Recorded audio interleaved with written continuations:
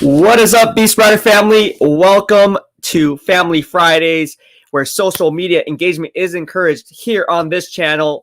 I am happy to come in and hop on into the show on this lovely, happy Family Friday. So again, for those who don't know, who are new to subscribing to our channel and entering here into the BEASTwriter Family, anybody who engages with me and who subscribes to the BEASTwriter Family channel, you are automatically entered every week for our Family Friday giveaways, which all of you guys, obviously you guys are watching, you guys are in luck. I have this algorithm. I put it in the computer system based on the social media engagement, the subscriber count, and then it spits out a winner at random. So this Family Friday winner of the 2013 farewell season to Candlestick Park flag, given to all season ticket holders or people who attended that season opening game against the Green Bay Packers, where Anquan Bolden went off, where Joe Staley got in a fight with Clay Matthews for that late hit on Colin Kaepernick along the sideline. The winner for this Family Friday weekly giveaway goes to Tony Nagatani. So thank you so much, Tony Nagatani from the BEASTwriter Family. You've been showing me love and support, and you are now rewarded for it. So yeah, thank you so much. I know you wanted a few other things, and you're like, oh man, I wish I would have won that. I was like, well, it's based on the computer system. You won this. So congratulations to Tony Nagatani. A round of applause for that. So yeah, we have a lot to discuss, right? So we're just going to dive right into it. Before we go ahead and do that, I just want to say thank you and mahalo to everyone who's subscribing and supporting the BEASTwriter Family.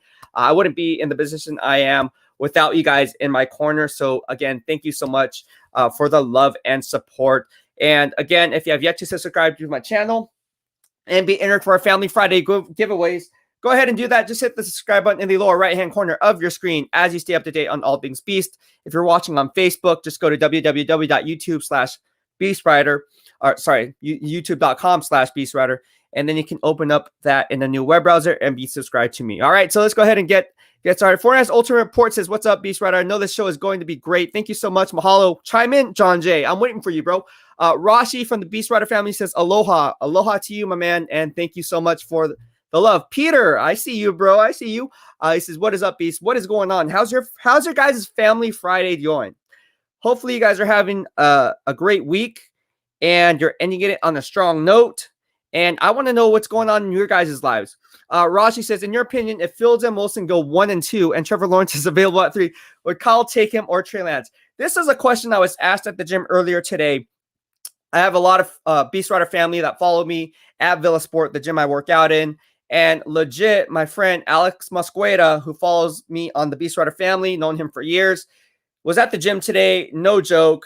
Him and my friend Chris Gilbert, who was also part of the BEASTwriter Family, asked me, say, hey, if this scenario actually played out, what's your take, Beast? Now, here I am trying to do my set. I'm like, what are you talking about, bro?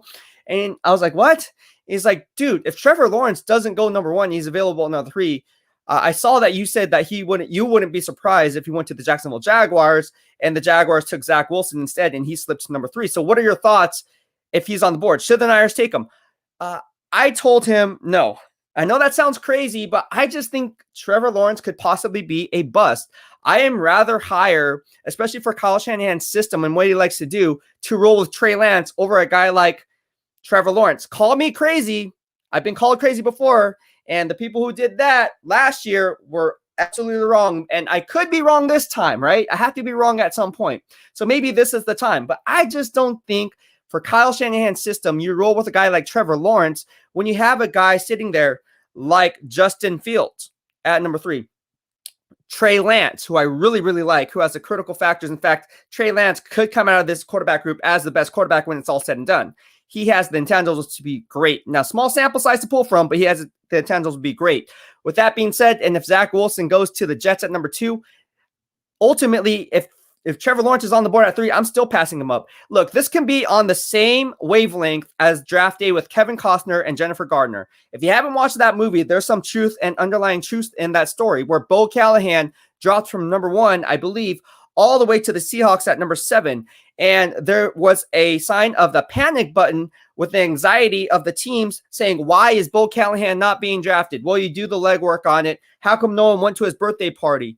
How come no one really likes the kid? That's weird, right? Like, what is going on?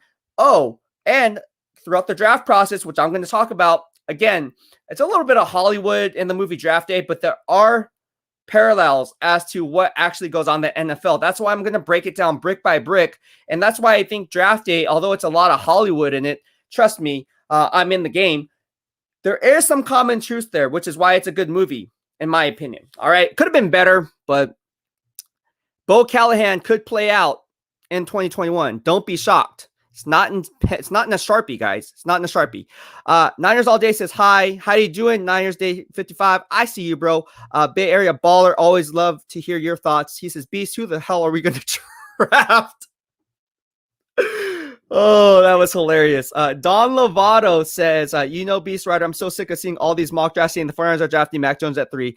Well, you're not hearing it here in the Beastwriter family. That is not going to be one of the things that we're going to talk about, because Mac Jones is not an issue here in the Beastwriter family. I'm calling it and I'm saying it. And if I'm wrong, so be it. But at least I have the balls to put my analysis on the line and say, you know what? Here in the Beastwriter family, these are my thoughts. You guys can have varying thoughts and you guys can follow whoever you guys choose to follow. And again, there's no right or wrong answer. We ultimately don't know. But my sources and what I'm hearing is Mac Jones is a huge smokescreen. And that's why I'm putting this out there. And that's why I put out my 3 bold predictions earlier on, 2 weeks ago, where Justin Fields would ultimately be the pick if Zach Wilson is off the board. All right. So we'll have to see how that plays out, buddy. Alex Faulkner, my man, says, Beast, happy Aloha Friday. What are your thoughts on Kelvin Joseph? I like Kelvin Joseph, dude. I really think he brings a lot of critical factors and intangibles to the table. I will talk about the 2021 NFL draft as it pertains to Kelvin Joseph, excuse me. I know a lot of people are talking about him, especially on NFL Network. Again, I was at the gym and I multitask at the gym. I'm on the doing cardio, and I'm watching NFL Network. And then my friends are on either side saying, hey, what do you think of that? After everything that posts on NFL Network, what do you think of that? I'm like, I'm just trying to do my cardio, bro. I'm joking. I love talking football. I multitask. So it's really interesting to point out because, again, a lot of Niner fans are wondering what's going to happen. And Kelvin Joseph is one of the guys that people are talking about here in the Bay Area. So I'll go ahead and break that down for you. But let's go ahead and touch base on some of the topics before answering some of your guys' questions. 1, the Seahawks signed Aldon Smith to a 1-year deal. If you guys don't know that, you guys know that now. The Texans signed Aldon Smith to a 1-year deal. Now, what is that going to do? It puts pressure on the NFC West. John Jay, I see you, man. Sit tight, bro. I got to get to these edge rushers first, and then I'm going to go ahead and bridge you on probably in the next 15, 20 minutes or so. So hop on in 15, 20 minutes, and I'll get you guys going on the show. All right. So getting back to Aldon Smith, he signed a 1-year deal with the rival Seattle Seahawks. That makes it 17 players that Pete Carroll has signed since becoming the team's head coach back in 2010, where he's stolen former 49ers players who played for that team the year prior. This isn't, because Aldon Smith didn't play the year prior, so it's still set at 16. But he is a player that basically Pete Carroll stole, and he steals a lot of the 49ers players.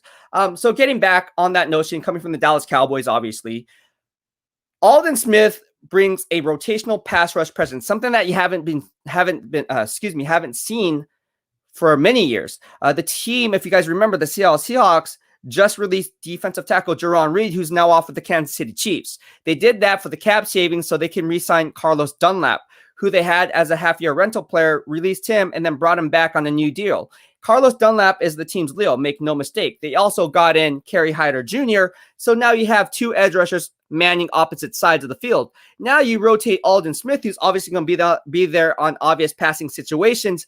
That's 3 pass rushers on the field. That's going to be creating havoc in the NFC West. And you look at the NFC West, again, you have to know about all 32 NFL teams, because if you're going to talk about the Niners or any team or your favorite team, you have to know the other 31 other NFL teams and what they're doing and the competitive advantage and the weaknesses in their games. So when it comes to the NFC West and what they're trying to do with GM Steve Keim in Arizona, right? You have Chandler Jones and who they pick up. J.J. Watt, who was released by the Texans, and then they picked him up, right? So that's 2 solid edge rushers right there. And then I just talked about the Seahawks. They have 3 there. You have the Niners, right? Who do the Niners have? Well, they have Nick Bosa coming back, who's going to have a great season. Everyone who is throwing shade at him saying, oh, he's damaged goods, he's injured. Look, Nick Bosa is arguably going to be the defensive player of the year. I'm telling you right now, Nick Bosa is I'm telling you right now, guys, he's going to rack up probably 15, 16, 17 sacks. I'm telling you, I'm high and always been bullish on Nick Bosa. He's a generational talent. Nick Bosa is a beast approved. He's going to shine. And then, obviously, you don't have Kerry Hyder Jr. there because I just talked about him and how he's off to the Pacific Northwest with the Seattle Seahawks. You get Samson Ebukam. Can you count on D Ford? Well, the Rams, then you look at the Rams. Rams really don't have anyone as an edge rushing presence. Now they have an interior rusher, Aaron Donald. We get it. I'm talking about edge rushers in general. They have Leonard Floyd, but not too much going there. So you look at what teams are doing in free agency. They're going after these edge rushers early on because, again, the 2021 NFL draft class is extremely weak from the edge class presence. You look at what the Cleveland Browns did in the AFC North. They went out and teamed up Myles Garrett, who is a top 5 edge rusher. I would say top 6, top 7, actually, in my book. He's probably top 5. Top 5 edge rusher, Myles Garrett. Based on my grading system, he is in the top 5. And then you have Jadeveon Clowney manning the other side. There you go, right? So when you're Cleveland Browns and you're looking and you're sitting there on the draft board and you say realistically, well, what are our needs, right? So we sit here at sitting at number 26. Obviously, we need defensive tackle, middle linebacker, outside linebacker, and a strong safety. We also needed a edge rusher at defensive end. Well, we don't have an edge need anymore because we just solidified that by giving Jadeveon Clowney a 1-year prove-it deal worth $10 million in his contract, where now he's not being the primary focus, right? You have Myles Garrett there. So if Jadeveon Clowney, like Nick Bosa, if both those guys can stay healthy, watch out. And I really would have loved to have Joey Bosa. I really would have liked to have Jadeveon Clowney manned with Nick Bosa on the other side. I thought that would have been a deadly combination. Ultimately, the Browns thought my line of thinking, and Andrew Berry over there with the Cleveland Browns went ahead and saw that and said, you know what? BEASTwriter's right. I'm going to go ahead and get Jadeveon Clowney, match him up with Myles Garrett. I'm joking. He probably doesn't even watch this. Well, you never know. And so that's where we stand. All right, so let's go ahead and talk about the edge rushing class. There is no edge rusher worthy of the draft class that's here. Alex Faulkner says, you won't agree, but Lawrence is hella overrated. I agree. He is definitely overrated. Mel, my girl Mel says, I was wondering the same thing about Lawrence. Yes, I think he's overrated. I do. Now watch him be a perennial all-pro player and like, BEASTwriter, you were wrong, dude. You said he was a bust. Everyone says he's a generational talent. Look, I'm not saying he's a bust. I'm just saying if there was one player and he was on the board of the 3 quarterbacks for the San Francisco 49ers and the offense that they run being a quote-unquote scheme fit, I'd rather roll with Justin Fields or Trey Lance over a guy like Zach Wilson. All right. Jonathan K28 says, the more I think about it, the more Jones to the 49ers doesn't make sense. Yes, it ruins the market for Jimmy, obviously. If Fields and Lance are there at 3, good, Jonathan K. This is my Adam Schefter. 3 teams like New England and Denver will trade up to get them. Absolutely. Hit it on the nail. Sanjo Sunny says, what's good, Beast? What is going on? How are you doing, Sanjo Sunny? I haven't talked to you in a while. Christopher Dupas said, I take Lance over Lawrence. I just don't like Lawrence. I think he has reached his potential. Yes, I agree. I think Trevor Lawrence is a bust. Now, who's saying that? What analyst is saying Trevor Lawrence is going to be a bust? Now, I just said I'm not saying he's going to be a bust because he could obviously be a great player because we don't know. He hasn't taken an NFL snap, though. But this is why I put my stuff out there. Like, if I'm going to call someone a bust before he takes his first NFL snap and he ends up being a bust, well, then it turns out I'm right. Now, if he ends up being an all-pro, then I'm wrong. But at least I'm taking a stance. I think that Trevor Lawrence may not be a bust, but I don't think he'll be able to reach his full potential as a number 1 pick, if that makes sense. So in a sense of obviously a different type of dynamic of a quarterback where Alex Smith went number 1, but he was more of a game manager. You have Trevor Lawrence, who is more of a dual threat quarterback. Now, those are different times. The rules have changed. However, in terms of the value that you're getting at number 1 with Alex Smith, I see a similar logic with Trevor Lawrence, where he's going to bounce around the league, struggle early on, being on the Jacksonville Jaguars. He's going to be run out of town eventually because you look at the Jaguars roster. Yeah, they're signing all these guys, but at the end of the day, it's like, how many years are you going to give Trevor Lawrence as the number one pick before you guys go out and look at someone else? Only 2 to 3 years time, right? I mean, Jim Trotter, who was on this podcast in the BEASTwriter Family show, even pointed out the history. And history tells us one thing, that history repeats itself. If you look at history and the track record of all these quarterbacks that went number one, how many of those quarterbacks panned out? Heck, how many of those first-round quarterbacks panned out? Not very many. He broke it down. So I like history, and that's why analytics play a huge role in my analysis. All right, Drew Burrows, you'll be chilling in the Bahamas. Oh, must be nice, bro. Anxious about the 49ers draft. Fields of Dreams. Take a chance with Lance. I like it. I like it. Either way, man. Either way. Dennis Granger said Mac Jones. Yeah, that. I agree. I agree. All right, so let's go ahead and talk about some other things that are on my mind, right? So I'm just spitting facts off the top of my head. Again, this is how I like to do it. I like it to be genuine, authentic. We do have a live call-in show today, so as we do with all my live streams. So go ahead, you guys can call in the StreamYard live stream here, and you can call in. But before we do that, I just want to talk about some other things, right? So let's talk about what ESPN said. They're debating on who the 49ers should take at number 3. Legit. They're legit debating on who the 49ers should take at number 3. Little dude says, what's good, Beast? Happy Friday. Happy Friday, Mahalo, my man, and thank you for tuning in into the BEASTwriter family. Jonathan K28 says, if Greg Rousseau is on the board at 43, would you take him? I can imagine Kyle take him as the big end and try and kick Armstead inside the defensive tackle. Kinlaw and Armstead on the interior would be great. Yes, that was actually the plan, but unfortunately, Kinlaw never developed any pass rush moves, and we saw what happened. And I pointed this out before he was even drafted, that's going to be his problem his rookie year. Retweeted some stuff. Obviously, Kinlaw said was his biggest inspiration. He said it's a marathon, not a race. However, when you're drafted to be the 14th overall pick, you need to see a little bit more production from the pass rush standpoint. So I expect a fully big year for Javon Kinlaw. And Javon Kinlaw, I know you're watching because your cousins watch this show. They like the show. They respond to me. So they asked for my opinion on you. And I said, you know what? Javon Kinlaw is going to be a good player in year 2. I fully expect him to have 5 to 9 sacks because Nick Bosa is back. And when Nick Bosa is back, everyone gets to eat. And that includes Eric Armstead. So if Eric Armstead, if you're watching, you might even lead the league in sacks this year, my man. I'm serious. You might, because you're Dana Stubblefield 2.0. When Dana Stubblefield had Brian Young, and Brian Young was eating all the double teams, he got to 8. He got to eat all day. And yeah, I know your celebration, but I know you're hungry, bro. So stay hungry. You might lead the league in sacks because of Nick Bosa there. Just saying it. Chewy Marquez, what is the chance we don't go quarterback at 3 and get someone like Pitts? There's a chance, but not a high chance. I know I talked about that. You guys are all talking about this now. But let's go ahead and talk about what's really on my mind, right? So we're talking about what's going on. The ESPN debate, you see the ticker here, on who the 49ers should take at number 3. That's where we're going to go ahead and talk about, right? So there's a lot of stuff that we can discuss. Obviously, we can go in a number of different directions, but this is what we're going to be doing right now. All right. And I'm just going to go ahead and break it down for you brick by brick so you guys have an understanding of what's going on. Let's go ahead and take a look at this. And I'm just going to pull up what ESPN said. And this is straight from ESPN, by the way. This is not my words. This is ESPN. So Trey Lance, the heading is Trey Lance, Mac Jones, Justin Fields, expert debate, best quarterback fit for Niners. Okay. In the quarterback ranking the quarterbacks, Matt Bourne of ESPN, NFL analyst, former NFL defensive back. You guys know Matt Bourne from ESPN. He said his top choice is Fields. His second choice is Trey Lance. His third is Mac Jones. His analysis, if I'm drafting in the top 5, I want a prospect with high-end traits and high-end physical tools. Basically what I said earlier. Fields' best fit is an intermediate pass-based game that attacks the middle of the field and utilizes his movement ability off play-action pass and quarterback design runs with scheme vertical throws. Now, who does that sound like? He'd be a very good fit there.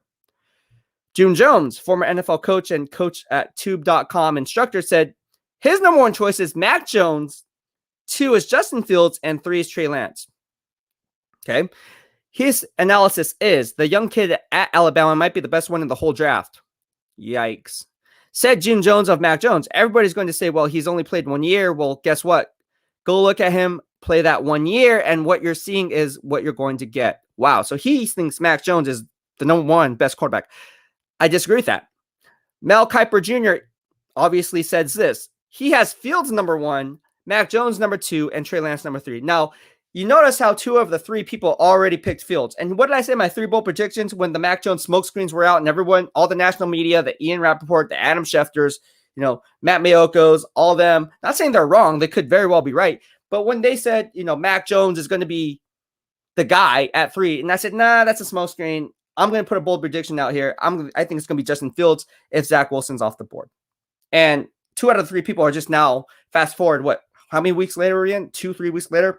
Mel Kiper says it's going to be Justin Fields. That's his number 1 choice. He says, traits, I think Fields is the most gifted. On traits, you can make the argument he is as good a quarterback as there is in this draft. So here we go. Todd McShay, he has Lance number 1, Fields number 2, and Jones number 3. Jones is coming in last place, dude. Like in all of them, except for Mel Kiper. Mel Kiper, he has him at 2. June Jones has him at 1. But other than that, Matt Bowen has him at 3. I like Matt Bowen. I think he has a lot of things to say. I like Todd McShay. He has Jones at 3 too. He says, when you study Lance's tape, a lot of it's pro style stuff and he processes things quickly.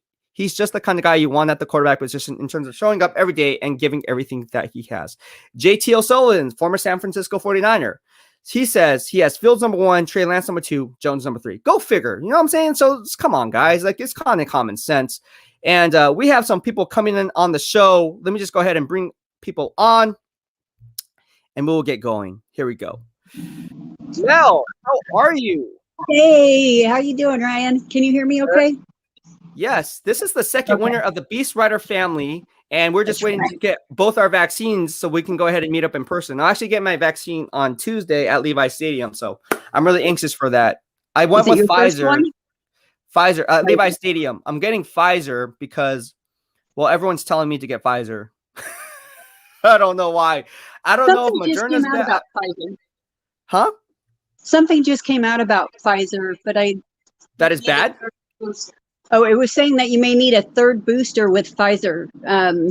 It was on the news. CNN, I think it was yesterday, saying that people are having to go in to get a 3rd boost. So just keep that in mind. Maybe ask them when you go.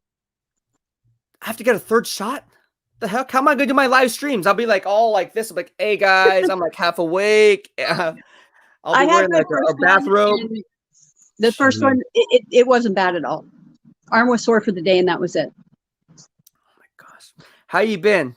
You've been good. I'll come hold your hand for you while you get your shot. Oh, thank you. I appreciate that. Let me see your stuff in the background. That's pretty cool. What do you got there? All right. So let's see. Here I have my parking my parking pass for the Niner Stadium. That's pretty cool. No, yeah, and then I've got the 49er clock, and then family pictures of us in they were all Kaepernick jerseys, and they were we just showed our backs, and awesome. All had 7s across, so that was a lot of fun. Awesome. A few years ago, but my son met Kaepernick when he played in Reno high school football, and Kaepernick would stay after his own practice and stay there with the wide receivers and quarterbacks, and help them with their footwork. Told my son what he was doing wrong with his route running, and helped him a lot. And he just did that on his own free time. When in college, it's doing sports and trying to keep up your grades.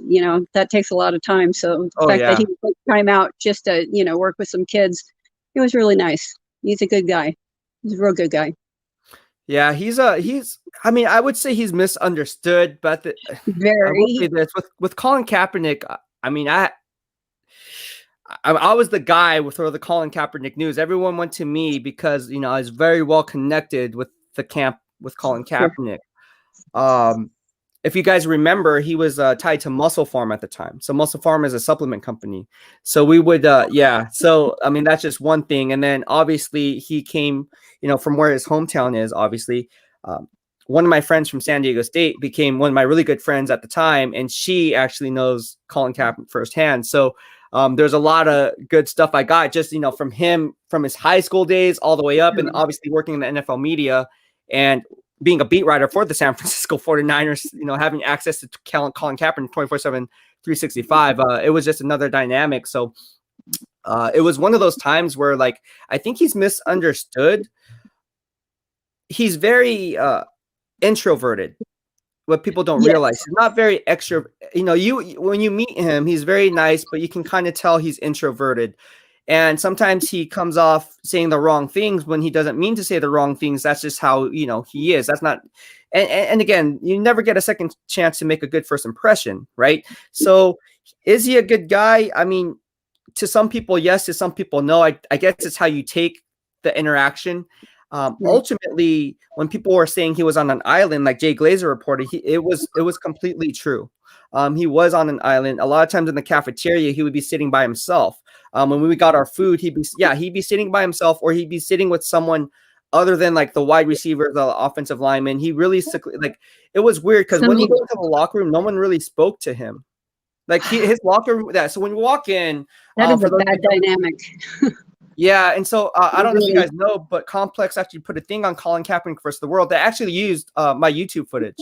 So all the stuff that you see on my YouTube videos regarding Colin Kaepernick, I would say a lot of it, like a good portion of it, was based on the videos that I took. So if you watch in the videos, one of the videos that I shot was where his locker was and why he was benched. And so basically when you walk in the 49ers locker room, it's straight ahead. It's, double doors. And to the left, that's where the quarterbacks were.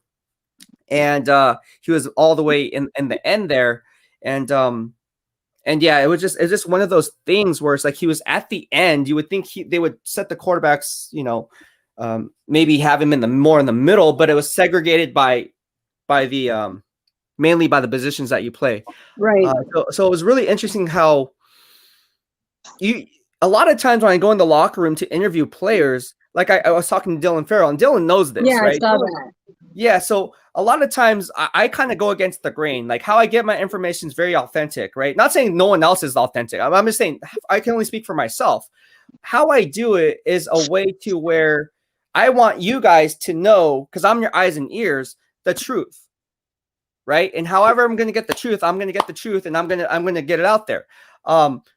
You gain that by trust. So when people are interviewing Colin Kaepernick or whoever, it gives me an opportunity to interview these other guys because no one wants to talk to them, or they have editors that the story is Colin Kaepernick. That's your story. Go ahead and get it. Well, I was self-employed, right? I'm self-employed. So I was like, you know what? I can do whatever I want. So I actually formulate my game plan accordingly. A lot of times I didn't record. I just memorized everything up here.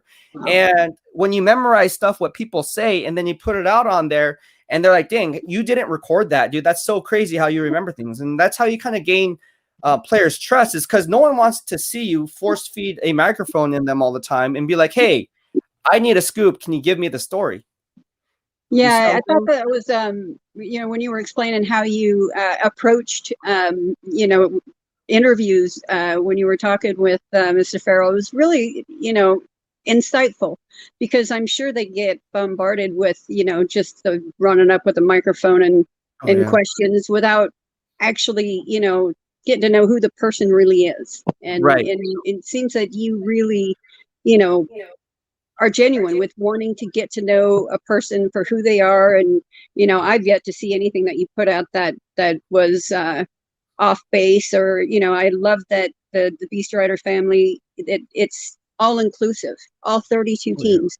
I did see, some, trying to think of the right word to use without swearing, just some racial profiling thing. The guy that was on there, at the time, and talking about, something about you. I don't know. I won't even repeat it or give it, enough time on air. But I like that you just shut it down right away. And everybody, we all have our opinions. We all have our favorite teams, or have our favorite players, or and I'm an NFL fan. It's players first. I keep tabs on the players that aren't still playing for the 49ers but went elsewhere.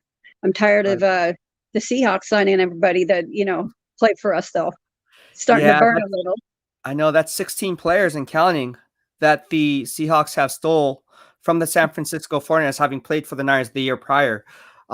See stuff like that, just like it's interesting, right? And a lot of the players, for those who don't know, like I'm very well versed and connected with the Seattle Seahawks too, Oh, even though they're rivals. So when Nick Moody went to the Seattle Seahawks, I broke that news, obviously.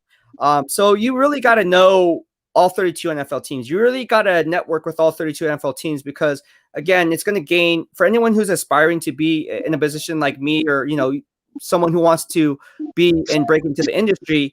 You're going to break into the industry with knowledge. Knowledge is power. If you don't have knowledge and you don't have knowledge of not only your team, but all the other 31 other NFL teams, then it really holds no weight or no competitive advantage because you're breaking into a saturated market where what's the competitive advantage of someone following you as opposed to someone else? Now, that's not throwing shade at anyone else, but for me, I can only speak for me, for myself, how I got to where I am. And that's why I get so much respect from the players is because when I say something and I break down the play and then the players don't like it or they respond to me, well, let me tell you something.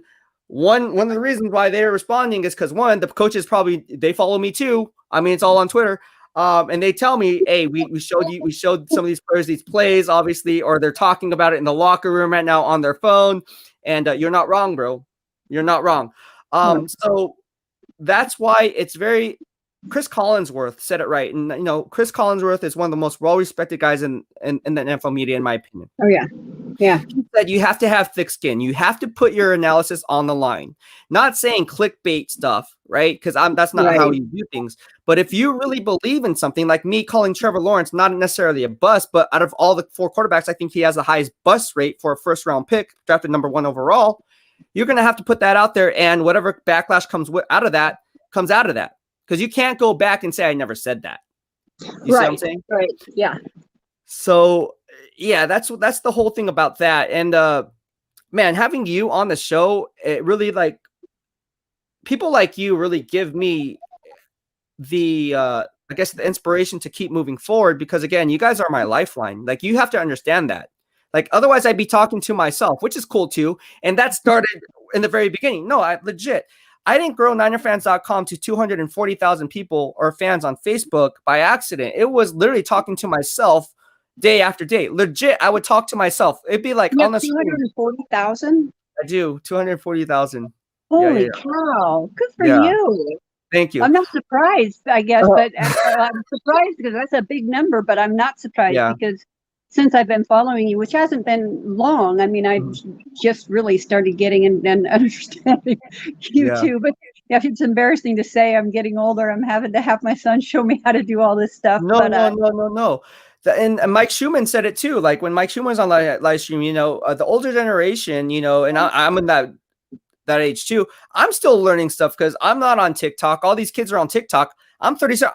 I'm like, these kids at the gym are like, hey, Beast, we love the BEASTwriter family, man. Can you get on TikTok? I was like, dude, what do I need to get to? You need to get on TikTok, bro. I was like, isn't TikTok like dancing and like singing or lyrics or like, that's not me. Like, they're like, no, it's for like football. I was like, what? I was like, you have to show me this. There's so much stuff going on. Like, I'm just going to stick to YouTube.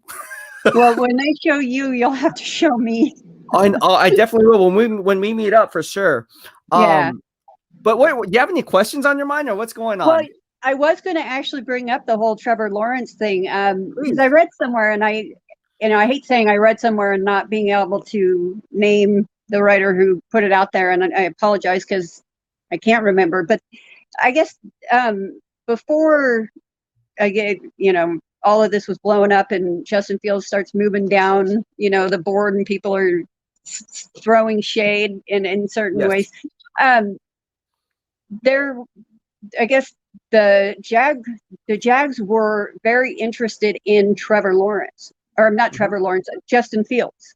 Right. And they had been talking with him for a long time. And so everybody's got this whole lock on Lawrence, like, oh, he's obviously going first because he's better than anybody in the class. And, I watched the breakdowns of, there's, I think, with JT O'Sullivan and Tim Jenkins and, a couple of the guys who break down film. And I love watching that because not only do I learn, but, I learn what it is that they're doing right and what they are doing wrong.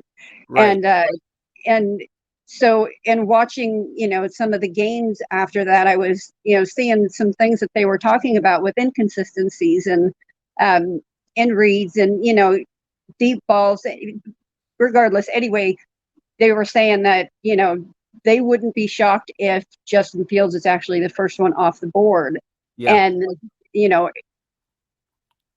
I guess the Jets, went to, and that was kind of interesting. I was going to ask you about that because the Jets went to Justin Fields' second pro day as well. Yeah. And nobody has really touched base on that. And, everybody's saying, Wilson is a lock at 2. And, I always thought that the Jets may take Justin Fields.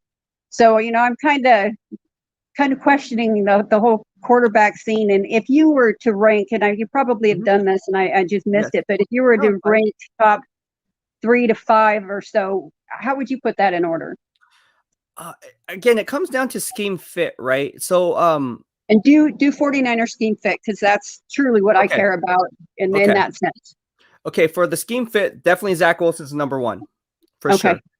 Number 2, I know I'm crazy for saying this, but if you're going to trade 3 draft picks, I'd rather go and swing for the fences all the way go for a guy like Trey Lance over I can't believe I'm saying that. You know what? Because that goes against everything that I believe in. I mean, you're going off a small sample size, a kid who basically played in a lower level of competition. So now I'm projecting him to not only play against FBS talent, but then catapulting that on the gains at the NFL talent. So you're going 2 different levels here. You can look at guys like Carson Wentz, who came out of the same school, and how did they project, right? So it's just kind of like history will tell us that usually people who play in that conference or that division don't usually pan out. Right. That's why they're not highly drafted coming out of college, and that's why they play at these schools to begin with. Now, that's not to say that they can't be great pros. You see guys like Jerry Rice, right, coming out of Mississippi Valley State, right? So they're one-offs, right? So I don't solely say, because this guy was drafted out of this school at Ohio State, they never pan out, so that means Justin Fields not going to pan out. However, there is history involved there, so you have to take that into account. Right. For me, I just think Trey Lance is my second, and then I would go Justin Fields. However, the Niners, now what the Niners are thinking, I'm thinking like the Niners. That's why I had Justin Fields going in my bold prediction at number 3, because I believe Zach Wilson ultimately is their number 1 choice, and I believe they have Justin Fields number 2. I was going to, and there's been kind of speculation about if he is too small, if he can get easily hurt, and is it 1 shoulder surgery or 2, and is that concerning enough? And again, last year, I guess, was his, if it was in 2019, they were talking about Wilson being like 5th round, more of a 5th round quarterback, but he comes back in 2020 and truly, some of the plays I saw were amazing. That whole underhand toss, looking in a different direction, getting it to a player. I mean, phenomenal. But from what I've seen as well or read, he didn't play really strong teams as well because of COVID, and there were a lot of teams that weren't playing. Is that a concerning issue at all? I mean, if we're talking about Lance and him not having the experience, well, I get that Wilson has experience with stronger teams, but maybe not top SEC. So Jim Harbaugh to me is like the best coach under any reason. No offense to Kyle Shanahan, but for me, Jim Harbaugh, me and him, we had a great working dynamic. Yeah, me too. Jim Harbaugh told me this. He said, "Look, Ryan, it doesn't matter who we play on our schedule. If that player does well against those teams, that's not the player's fault." That's a good point. I've heard that recently. You can't fault his play in the breakdowns. That I've been watching. And you're like, of course he's had all day to pass. Well, that's not his fault. Yeah. And he's like, okay, well, you're right. But you do see enough in Wilson that it's not just a 1-year wonder type of thing. You believe that the skill set is there. Absolutely. Absolutely. Okay. And anybody who says otherwise, again, I'm putting myself on the line here, and I could be absolutely wrong. However, I'm taking the stance. This is why you guys follow me. I believe when you look at the quarterback position, you have to look at it more from a stance of the critical factors that player brings to the position. You look at, and you talk about players checking off the boxes. Well, you look at Justin Fields. Well, he checks off the boxes in the college football playoff. He had broken ribs or fractured ribs or whatever, injured ribs, what do you want to call it? When that Clemson linebacker freaking just took him out, and he came back in the game. So that shows heart, right? Yeah. So he checks off the box. when you look at Zach Wilson, there's only so many knocks you can put on him. And talking about downplaying the competition he went up against is really not a knock, because you get, again, if he failed going up against that competition and kind of was like, then you can knock on it. But if he was playing outstanding, then it's like, well, actually he's playing above that competition. So he's not playing to his competition. He's actually exceeding that competition. Does that make sense? Oh, yeah. Yeah. And I watched that game with it was Coastal Carolina with Wilson, right? I'm not getting that mixed up. That was actually a great game. Well, you know, they did lose that, but going into overtime, and I just watched it like a week ago. You know, I'm going back and looking at all these films and watching games and just kind of just seeing how the MO and seeing if I can break it down myself, you know, and seeing what they're doing and watching the footwork. And, you know, I don't know if I'm right on this or not, but I did see some footwork issues with Wilson. It just seemed like there was, you know, if you're doing like a 5-step drop, his 4th and 5th step, and it was pointed out, you know, I didn't notice this on my own. It was pointed out on one play, but then I started watching other games and I saw that he did that too. Now that is something is that an easy correction? No, it's not. No, when you go from a 3 to a 5 to even a 7-step drop, you're talking about depth of perception, right? So you're kind of going away from the line of scrimmage, number one, and the timing is going to be off with the wide receiver because you're not used to the timing. So in your head, the time in your head, you only have 2.5, 3 seconds, but based on the drop back, the sizable drop back, it's going to really affect all things involved. There's a lot of moving parts there. So it's not as easy as teaching someone a 5 to a 7-step drop. The problem that you're going to have there is the timing and the rhythm and getting the cadence down, coming out of that off the line of scrimmage, right? And that, you know, coming off there. And then from there, honestly, I don't see Kyle Shanahan using a lot of, you know, 5 to 7-step dropbacks or 5-step dropbacks, because he's more going to be using this quarterback for play action pass.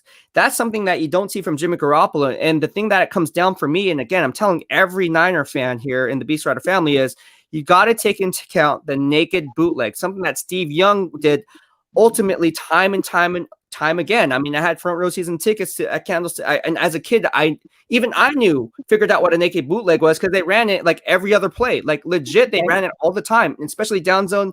When you talk about red zone efficiency, down inside the red zone, what they did a lot of naked bootlegged and play action passes to tight end Brent Jones. People forget about Brent Jones, but he was a nice red zone target. So, and I remember this as a kid. So if I'm remembering this as a kid when I'm 8, 9 years old, and then looking and fast forwarding to today and be like, you know what do they really need? Let's peel back layers of the onion to get to the core, as I always like to say. And it comes down to a dual threat quarterback who can run play action pass. Ultimately, Zach Wilson and Trey Lance, or even Justin Fields, they're all good fits for what Kyle Shanahan likes to do in opening that playbook. When you have Jimmy Garoppolo there, you can't run those things. And that's why, no offense to Jimmy Garoppolo, but he's just not the answer. He's just not the answer. I love Jimmy Garoppolo. Don't get me wrong, and I feel bad for him in the sense of, you know, I mean, 2019 he took us to the Super Bowl. 2020 it was COVID, and he got hurt again, and that's my biggest issue with him is we just can't trust him to be healthy on the field, and you know, but. I mean, I'm really questioning the health and conditioning coaches and what's going on in San Francisco, because I've never seen so many people get hurt so bad. And I don't mean any disrespect, but I mean, there's something going on. I mean, these guys are getting hurt left and right, and it's ACL. And okay, now I'm going to go in a totally different direction because I thought of this as well. Bosa, when you were talking about Bosa and how he's going to be Defensive Player of the Year, and I am 100% all in with you on that. I severed my ACL completely. In my early 20s. It's painful. Oh my goodness, it's painful. And trying to come back from the complete tear of an ACL surgery is not easy. I mean, it is difficult to get going again, you know, because you've got to get that range of motion in real quick. And you know, that's the first thing you got to do is really get that range of motion going. And I wound up having to have a second ACL surgery just a couple of years ago. And again, watching his film on how he's doing cone drills and stuff and cutting. It's been what, 6 months, Yeah. 7 months Yeah. since he got hurt. Yeah. He is looking phenomenal. Yeah. He's fine. Already. He's fine. I mean, yeah. No, you're right. He's a beast. Yeah. He needs to come over to BEASTwriter Family. I actually, when I was working at Sports Illustrated, fan-sided network, I actually put out an article, one of my first articles when I came back on. I was the editor for a while, but I came back on there as just a staff writer. And I said, Nick Bosa is going to be the defensive rookie of the year. And people were like, whoa, like you're going to put that out there right now. And, before the season began. And boom. It's early. I was like, well, you got to, I mean, this is what forward thinking, it's like, people are like, well, I know he's going to be good, but are you sure? And I was like, I'm putting it out there. He's going to be defensive rookie of the year.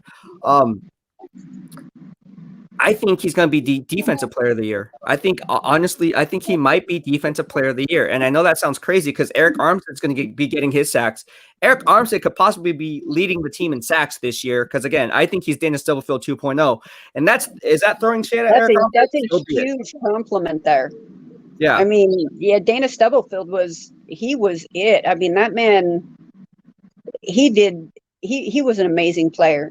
Yeah. I love Dana Stubblefield. Yeah. I mean, he was great. And I think Armstead is too. Don't get me wrong. I was, shocked to see that they traded Buckner, and I was upset about that, and that thought, why would they? But it was for, the spot. I mean, you couldn't get what we got for Armstead at the time, what we got for Buckner. So one big question I did have for you is, what's the kid's name? Sam, we just Sam signed Darnold? him. Sam Darnold? Say it again. Sam Darnold? No. Sudfeld, Nate Sudfeld. No, he's the guy who's going to be opposite end of Bosa. Ibukam. Or Samson Ibukam. Ibukam. Okay, or yeah. Is it Ibuk? I say Ibukam. Is it Ibukam? No, I have no idea. I'm just trying to sound it out from I know memory. who you're talking about.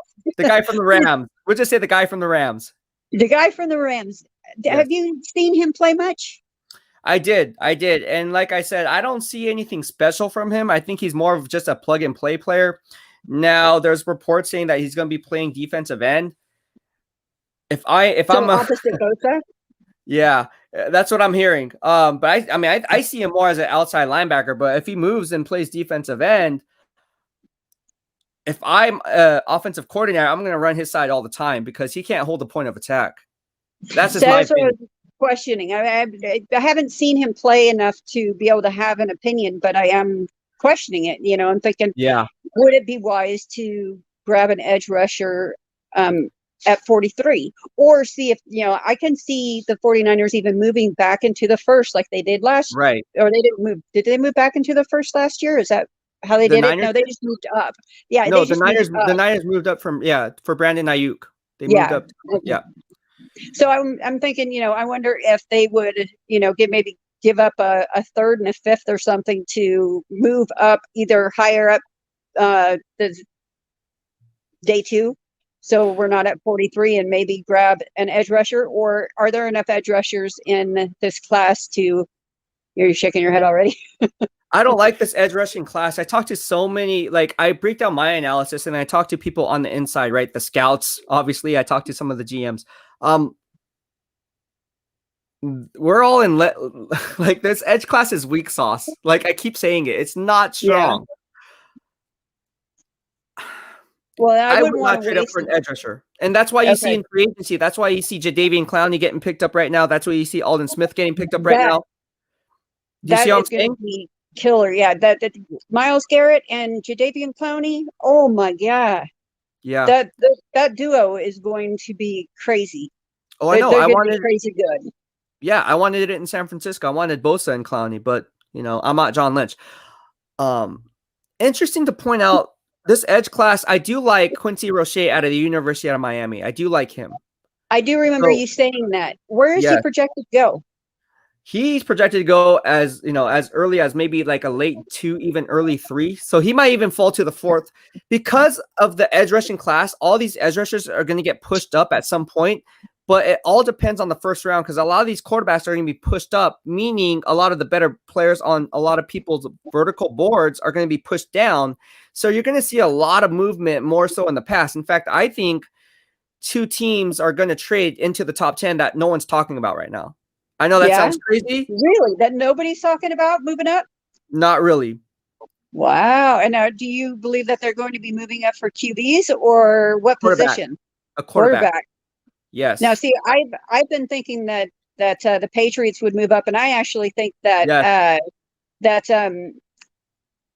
Mac Jones is a good fit for the Patriots. I could see him. I mean, he looks like, a Tom Brady-esque, I guess you could say. And I even remember you saying, they did a picture of Tom Brady, right when he was in college or getting into the NFL, and he's not the same body. He's not the same, physique as he was then. And it was a good comparison. But I also think that just the way he plays is something that the Patriots would be intrigued by and want to possibly use. But them and the Broncos are the only 2 teams that I was thinking about moving up, or of course Carolina.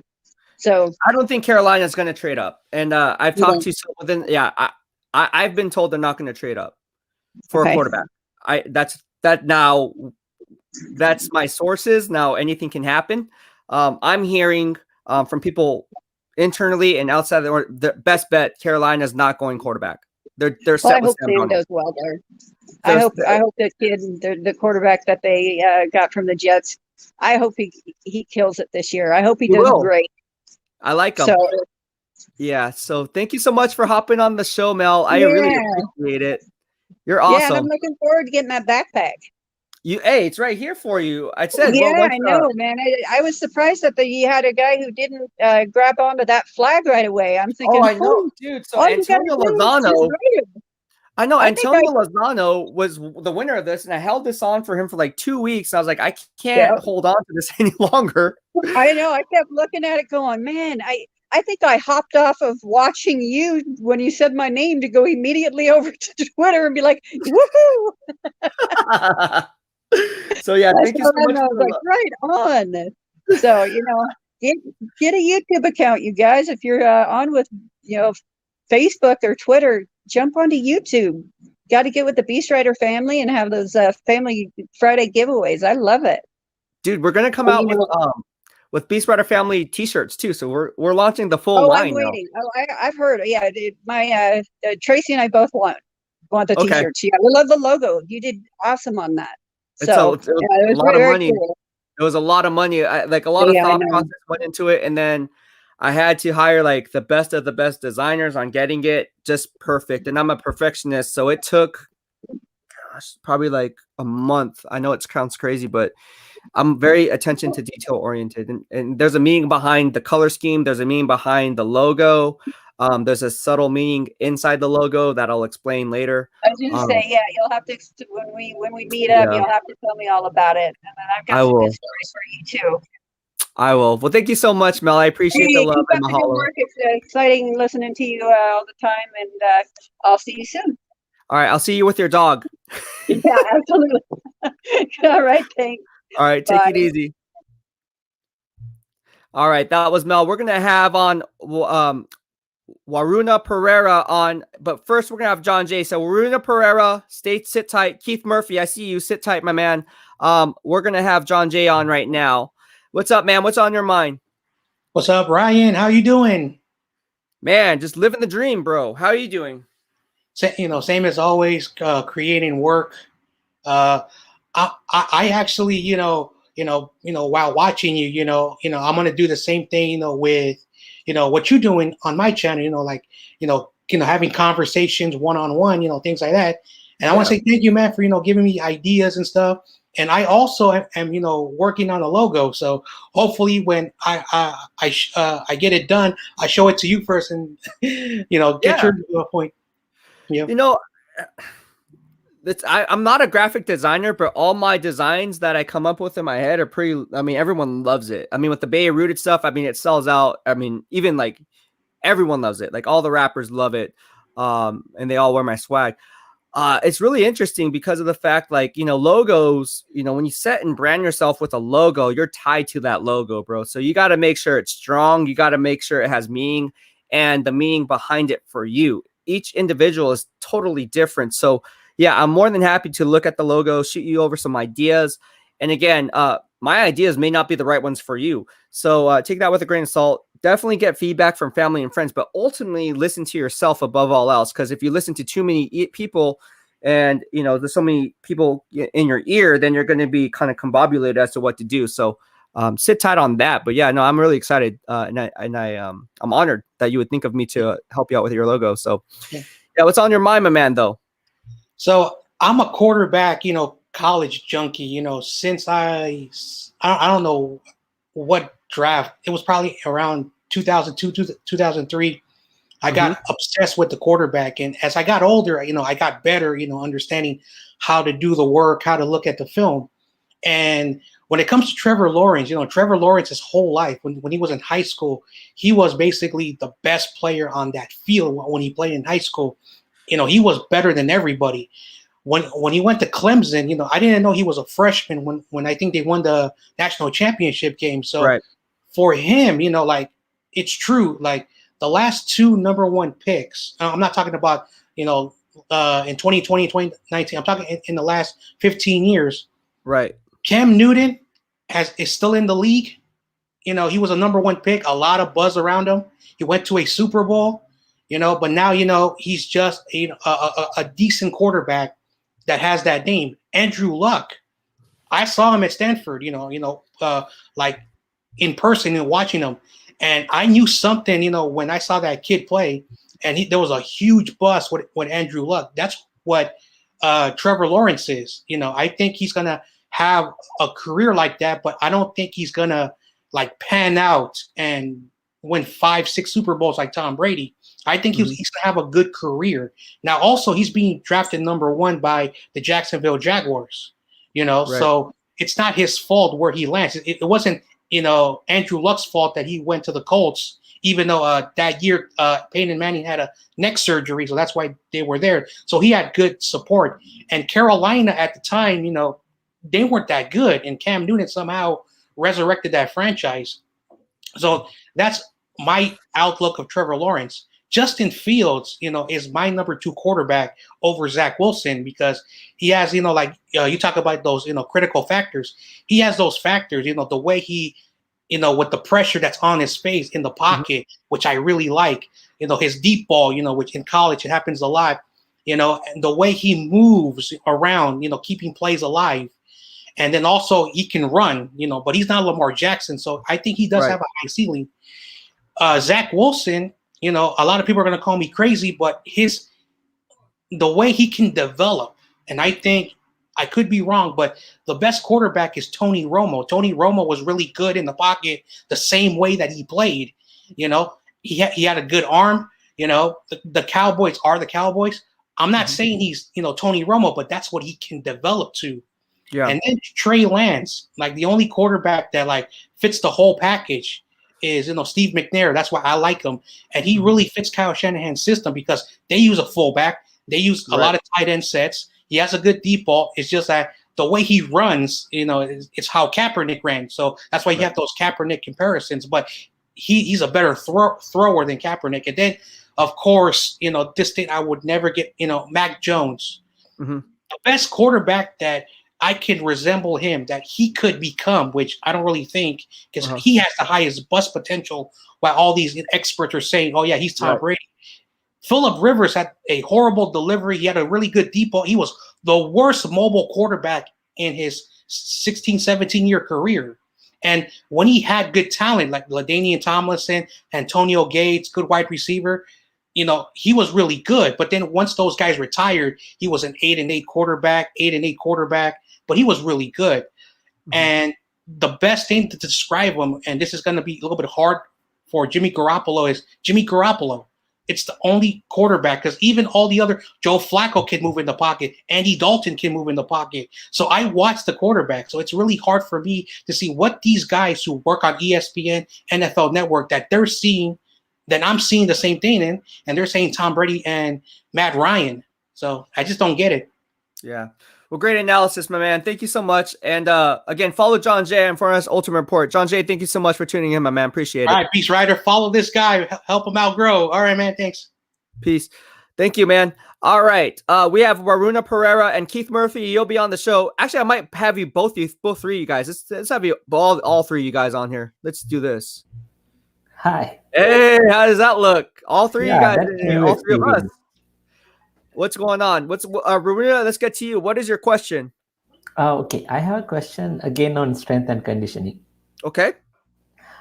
So when it comes to any sport, there is that concept of coach killers, right? Right. So I mean, you tell your players to do one thing and they go execute something totally different. So Right. when it comes to strength and conditioning, what are those things that you don't want your players to do? What are the coach killers in strength and conditioning? Strength and conditioning comes down to obviously you want to go and see what the work capacity is. So that's the first thing that you test. So when I work with players, I test their work capacity, how much they can output in the limited amount of time to see where their conditioning's at. Especially when you get in the weight room, you really want to taper down on the weights because it's all about form over everything. So if the guy hasn't been working out as much as he would throughout the season for his body to recover, we're going to have to kind of gain that what's called mind muscle connection, and start from the ground up and then work your way up with the heavier weights. From there, that's where you fine tune the strength and conditioning, where you do the power lifts, you do the bench press, you do the deadlifts, you do the squats. Those are the three main things. That's why in every NFL gym or every college gym, you will see a squat rack. If there's anything that anyone's going to have in that weight room, it's bench press, it's a flat bench, and it's a squat rack. That's it. If you were to choose what's going to be in there. Now, for there comes free weights and all that in between, and then taking it a step further, and again, peeling back layers of the onion to get to the core, the conditioning part is all about cardio, right? Your cardiovascular, how much can your heart put out? Like how much blood flow can you get to maximize your gains, both inside and outside the gym? And then football comes into play. So when you work with these players, you're not going to have, let's say Deebo Samuel, having him on the squat rack doing X amount of squats. Well, that's mainly for the linemen because that's where you're going to generate most of the push, right? So these movements have to be considered functional strength to where they translate onto the football field. So again, how I train a guy like, let's say Chris Culver, right? Or how I train a guy from like an offensive lineman, like let's say Joe Looney, for example, right? Or whoever the case may be, right? You really want to make sure that they're on the same page, but then their workouts are separate. Like you can't train them the same way that you would across the board. And if there's a coach that's doing that, they're doing it wrong. So so that's hopefully that adds some insight there. Yeah, thank you. You're welcome. Is that it? Is that all your questions?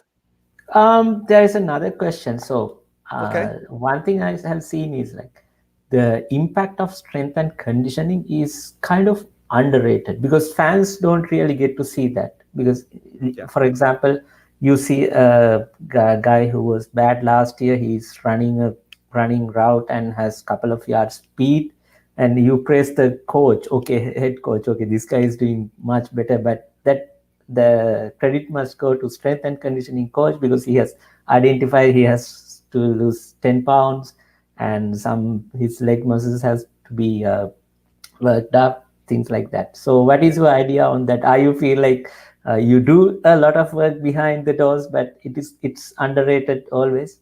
Yes, it's definitely underrated. Everything plays a role. Ultimately, I think it comes down to, like, especially when you talk about the wide receiver position, it's all about lateral agility. So how do you bulk up, turning that fat into muscle to where your body physique is in a good state of mind to where you're not compromising your speed? At the end of the day, especially when it comes to skilled players, you don't want to jeopardize the speed factor. That's why the speed and the lateral agility come into play. So you do a lot of work. You can do a lot of plyometrics as well to really gain those muscle fibers and those fast twitch muscle fibers going and exploding right off the bat.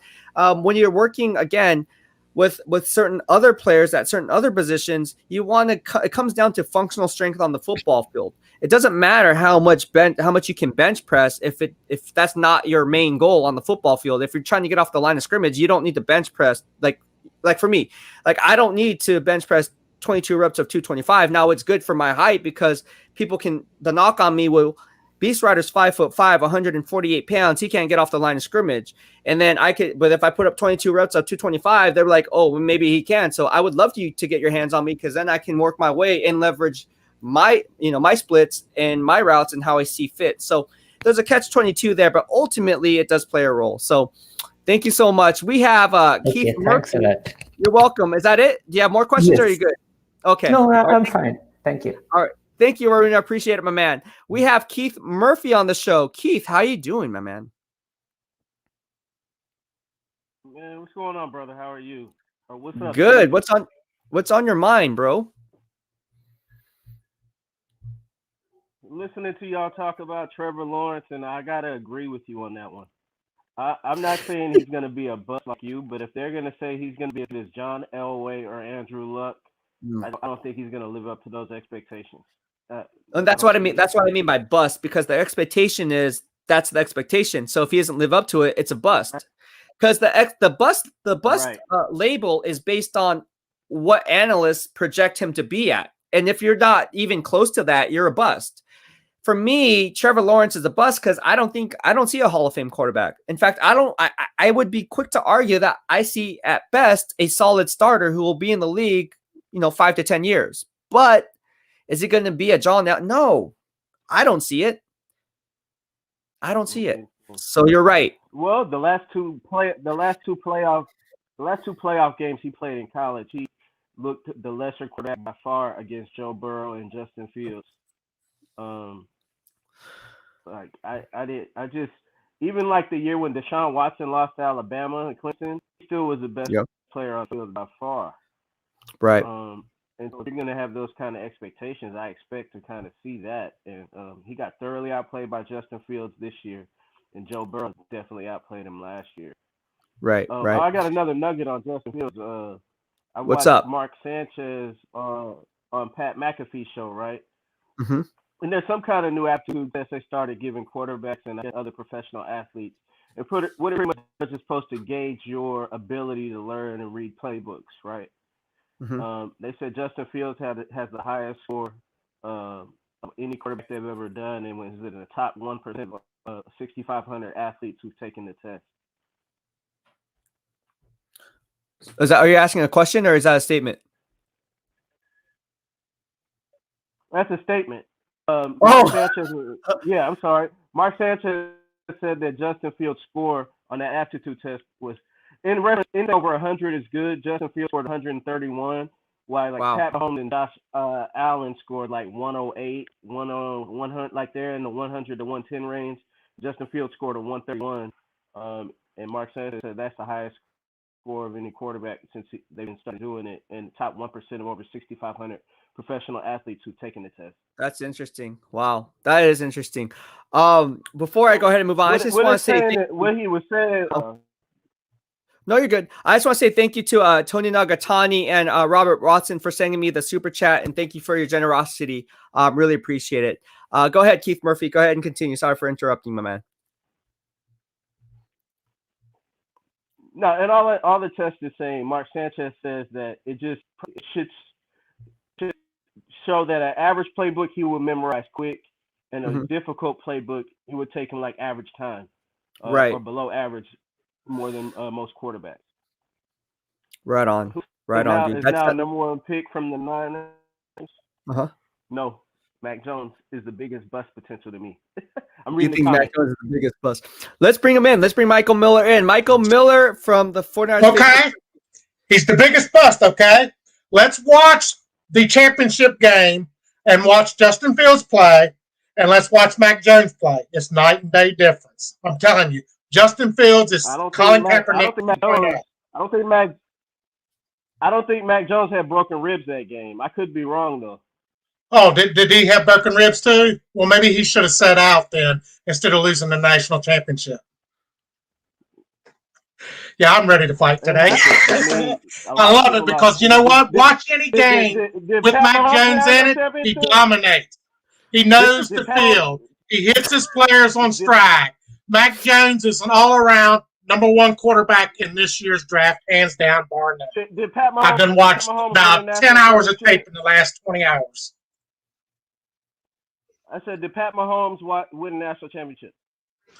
Patrick Mahomes win one? No. Did he win it? No, he didn't. Was he even a Heisman Trophy guy? I mean, Dan Warfel won a national championship. Tim Tebow won a national championship. I can go on the list of quarterbacks win national championships. Anytime you want to come and watch tape, we'll watch it together. Are you a member in my 49er Fans for Life group? Nope, but I can get in there. I'd love to. Get in there. Let's watch tape. Let's watch tape together. Okay. We will. I promise you, Mac Jones is going to be the best quarterback out of this draft. I've done watched 7 or 8 games of his, and I've done watched 7 or 8 games of Justin Fields. I even watched a bunch of Trey Lance's games. I'm telling you, Mac Jones is going to be the best quarterback, hands down, bar none, in this entire draft. He has the best brain of all of them. And a brain like Joe Montana will succeed in this league. I don't think so, but I mean that's why we have difference of opinion, right? I also think Mac. Well, we can watch tape. I mean, would you like to bring in tape in here and me and him come in one day and we watch it together? Come on, you could do it for me. Come on, Ryan. Big crowds this year. Michael, this is not a debate, bro. This is not a debate. It's a discussion. So don't be coming out like sideways, bro. You're good. No, I'm not. I'm just saying, do you want to watch tape of the national championship game and we'll watch Justin Fields play and we'll watch Mac Jones play? Okay, ask the Mac question. Jones in front of a big crowd. I've seen Justin Fields in front of a big crowd. I've never seen Mac Jones play in front of a crowd. You know how different the pressure level is playing in 56? In front of a big crowd? I think they sell out in Alabama every game they ever play. Right there's an Alabama guy wearing that toboggan right now. I know he knows what Mac Jones can do. I said not with COVID this year. Nobody had sellout crowds this year. Well, I'm going to tell you, there's a Mac Jones fan in this room or in this group talking right now, and it ain't me. I know there's an Alabama fan in this chat right now. Let me ask you one question, too. Yes, go ahead. If Justin Fields and Mac Jones were coming out of high school, and Nick Saban had one scholarship to give an individual athlete, who would he give a scholarship to? Mac Jones. Because Justin Fields could not survive in Georgia and become a starter in Georgia. Did he not get transferred out of Georgia? Survived at Ohio State. You don't think Joe Burrow's better than Dwayne?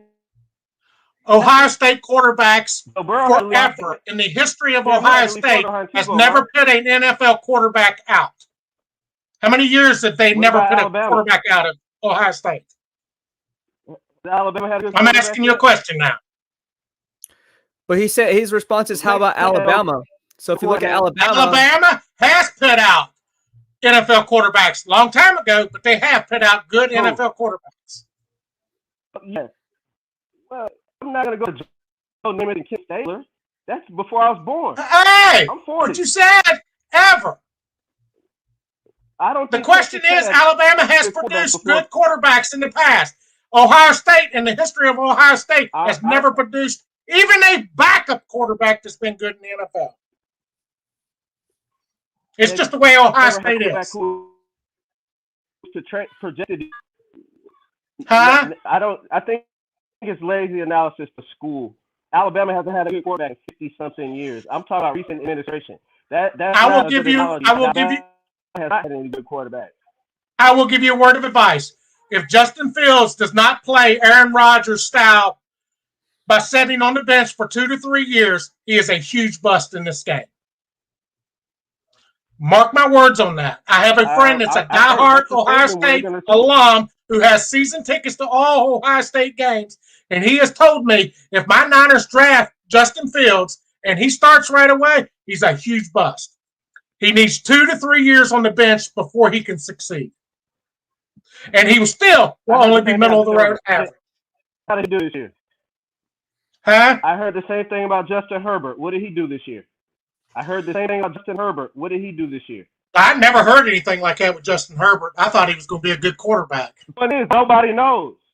I'm not making definitive. Well, I know. I'm I mean, telling I've you been what I think. watching this game for 50 years, and I can tell you, I know this game pretty well. There's another guy in this group, too, knows this game pretty well, too. He's sitting right there, too. Ask him, who do he like better, Mac Jones or Justin Fields? Just because we have a difference of opinion doesn't mean you don't know the game or I don't know the game. It's just sports chat, that's all. I didn't think Tua was better than Justin Herbert, and Miami did. I didn't think Joe Burrow. I don't think Dwayne Haskins is better than Joe Burrow. I don't think Miami's given him a real good shot yet to play. For one thing, Miami didn't have any wide receivers or tight end to pit with him other than one last year. If they are, I think they're going to draft a linebacker, but that's besides the point this year. They need to go with one of the two top wide receivers or Kyle Pitts, or not Kyle, Pitts from the tight end from Florida. They need to put some talent around him in order for him to succeed. It's just like the Jets. The Jets can draft a quarterback all day long, and until they put some playmakers around him, they're never going to succeed as a Jet. That's a fact. I agree with that. I think Miami moved back up. I think Miami moved back up to go get to a weapon. They need to. He's not going to be a bad quarterback. Promise you that. If they put some players with him, he is going to succeed. Bet on it. I mean, but he's not a bad quarterback. I love Pat Mahomes, but Pat Mahomes got put in a situation one of those weapons, a great head coach. Andy Reid is one of the best coaches in the game today. There's no doubt of that. You know, he got put in a good situation to learn behind Alex Smith. I mean, what did he do when he first come out the first year in the preseason games? Look horrible. Didn't throw a TD till his third or fourth preseason game. It may even been later than that. He just looked horrible. You know, he needed the bench. You know, it's the same way with Trey Lance. He needs the bench for at least a year. You know, the Ohio State quarterback needs the bench for at least 2 to 3 years before he's going to be good enough to play. Mac Jones, you plug and play day one, he's going to be good. He's got a brain. He knows how to throw people open. He throws the ball before they even make their breaks because he knows where they're going to be. Watch the tape. It's all there. All right. May not have the biggest arm in there, but the ball's going to be on flight. Michael, you're doing well, but tone it down, man. We're good. Oh, I'm just talking. You're getting a little ramped up. I just wish some Mac Jones fan would speak up on my behalf.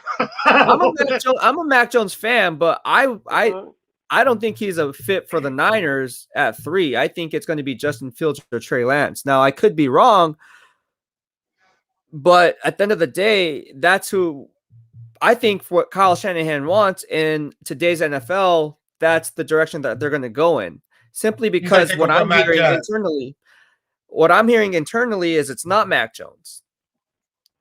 And for obvious reasons why, the play action pass, the naked bootleg, the dual threat ability, the way the game is transcending into where the news just broke out, what it's all about, sports betting, fantasy football. Why did the NFL is a business. You want a dual threat quarterback, fantasy football. You get points for scrimmage yards and that plays a role. NFL is a business, man. So back in the days, typically, yes, Joe Montana, Mac Jones, you talk about cerebrally getting it. Absolutely. But from a standpoint of today's NFL, you're kind of going away from the pure pocket passer. Now, I'm not saying the pure pocket passer can't win. We've seen it with Tom Brady. He won it. So you can't say that so far. Right? So how many Tom Bradys are there in the NFL? How many people play like Tom Brady today? How many's not winning Super Bowls like Tom Brady today? But there's only one Tom Brady. So I put Joe Montana in today's catering to the quarterback, and Joe Montana would have won 10. All right, go ahead. Sorry, go ahead, Keith. I said Joe Montana was more mobile. He ran all those moves.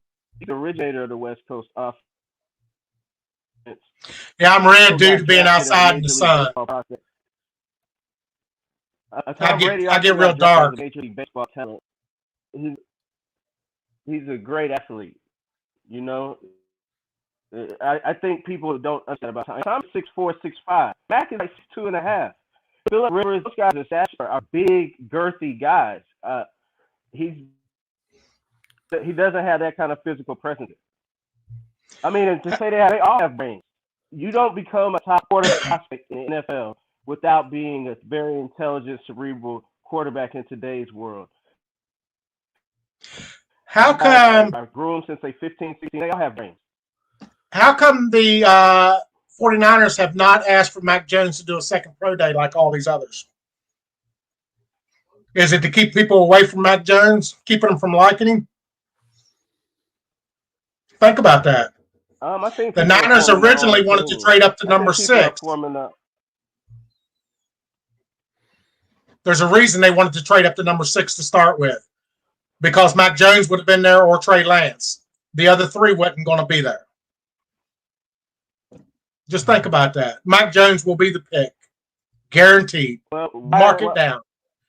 John Beck is the coach that Trey Lance and Justin Fields are working with, and Zach Wilson. Why is Mac Jones not working with the Shanahan quarterback coach? It's not Shanahan's quarterback coach. You talking about the guy that was on Jesse Naylor's show? Yeah. Him? Yeah. And he also, let's see, he was going to talk about Trey Lance, and he was going to talk about Justin Fields. It ended up being about a 95% show on how well Trey Lance is and how much better he is. And really, Justin Fields didn't get any love from him. And I walked away from that show listening to it, thinking that the guy that is his QB coach didn't like him at all. Didn't like Justin Fields at all. That's the impression I got from that. Justin Fields is the most polarizing individual in draft. Either you're going to talk to people that like him, and you're going to talk to people that don't. That's just the way that's. Well, I mean, I would think his QB coach would have talked him up more than 3 or 4 sentences out of an hour. Think about it. Well, that's not what I got from him. I got from everybody knows who. I got everybody knows who Fields is, and the coach was trying to speak Lance up more because Lance isn't getting as much buzz. That's what I took from it. But you took from it doesn't like Fields. That's a different opinion. Yeah, but I mean, everybody I've talked to that watched that video and everything pretty much said the same thing that I did. He doesn't like Justin Fields. He couldn't go out and just straight out say it, but I the takeaway from it I got was he doesn't like Justin Fields. Hands down. And I will say it here now. Trevor Lawrence will be a middle-of-the-road quarterback. Zach Wilson will be a star quarterback. Mac Jones will be a superstar quarterback. Trey Lance will be a middle-of-the-road quarterback to, say, top 10. And Justin Fields will not be in the NFL in 3 years. I got to go eat. We agree on Trevor Lawrence. Well, I wanted to put it out. This will always be on YouTube. It's never going anywhere. Let's see how right I am. I got to go to dinner. All right. Thank you for tuning in. All right. Are you back? You're good? Keith, are you here? Yeah, you're good? Yeah, I'm here. Yeah, I'm good. Okay, good. That was fun. Little excited. He's passionate about Mac. He's passionate about Mac. Hey. Yes. He is. But so excited. Got a little excited. Anyways, what else is on your mind, man? Wherever I went. I'm gonna look at the forecast for team this season. What's gonna happen with Jimmy, and is he gonna be like Forrest Buckner, a draft night trade? Yeah, I think Jimmy's gonna get traded, man. I just think he's going to get traded. I just still think he's going to get traded to the New England Patriots, man. He might get traded to the Jets. I don't know, man. Jets, Patriots, those are my top two suitors right now because Jets really don't have a quarterback right now. So if they're planning on sitting that number 2 quarterback and not playing him right away, you're going to need a bridge gap quarterback. What better way to do it than go after a guy like Jimmy Garoppolo? Now, that trade will only be made if obviously they're not sold on Zach Wilson and they're happy with a Justin Fields or Trey Lance at number 3. Ultimately, everyone's saying that even Trevor Lawrence. What if Trevor Lawrence drops to number 3? Let's say Trevor Lawrence is not the first pick, and let's see that. You see how I'm saying? So let's say hypothetically Trevor Lawrence does not go number 1 to the Jacksonville Jaguars that everyone says, and the pick is Zach Wilson. Then the Jets are looking at this. Well, Trevor Lawrence is on the board at 2. That could be a hot spot for a trade for somebody automatically. And so if the Niners and the Jets are talking, you really and but the funny thing about this is the hypotheticals that we're talking about is no one expects Trevor Lawrence to be off the board. To be off the board at 1. But if he doesn't, that's going to sit the panic button, like in the movie Draft Day, where Bo Callahan just drops from 1 to 6 to 7, and then finally gets picked up by the Seattle Seahawks. So it's going to be interesting how this plays out because, again, everyone's set in stone with the Sharpie that Trevor Lawrence is mocked to the Jacksonville Jaguars and the draft starts at 2. Unfortunately, that's not how it always plays out. There's always going to be some shakeup. And again, if Trevor Lawrence was really the guy, then everybody and their mama who is thinking about it says Trevor Lawrence is the guy. And ultimately, if he's not the guy, then everybody's going to be saying, oh, why did Jacksonville not take this generational talent, Andrew Luck type of a quarterback? Oh, was BEASTwriter right? Because is he not a top-rated quarterback? Because there's no reason for them to play the smokescreen game. They hold the top pick. So then the second team behind, like, well, maybe we don't want Trevor Lawrence either, even though he was our top-rated, because that's weird that they didn't draft him. So let's go with another route. Oh, now back-to-back teams didn't want Trevor Lawrence, and here we are sitting at, we don't want Mac Jones either. And then here's the New England Patriots. Hey, let's trade up for Trevor Lawrence. I'm not saying it's going to happen, but if they pass on Trevor Lawrence, it will shake up the whole draft. Yes, absolutely. It will definitely shake up the whole draft. I got one other destination for Jimmy. Okay. What's that? Denver. I said I got one more destination for Jimmy. Denver. Okay, go ahead. I said Denver. Denver. You said Denver Broncos. That's what Chris Lee said too. Chris Lee said Denver Broncos have asked about Jimmy. Interesting take. But thank you so much as always, Keith Murphy. Thank you for hopping on the BEASTwriter Family Show. I appreciate it, man. You were awesome. All right, we are back. Good vibes only here in the BEASTwriter Family. Exciting, heated, intense, passionate fans here in the BEASTwriter Family. That was definitely like a first take kind of a deal, like Jerry Yang just pointed out. Wasn't expecting that.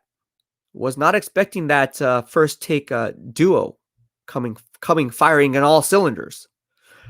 I thought that was interesting, to say the least. But back on topic, we are talking about the 3 quarterbacks here. Thank you so much again, everyone, for your super chats. I appreciate the love. Mahalo. A lot of stuff. Chris Lee says, "LOL, it was fun. It was definitely entertaining. I wasn't expecting that to go down in that fashion. We've never had that here in the BEASTwriter Family where someone was just passionate. Is that the word? Passionate? And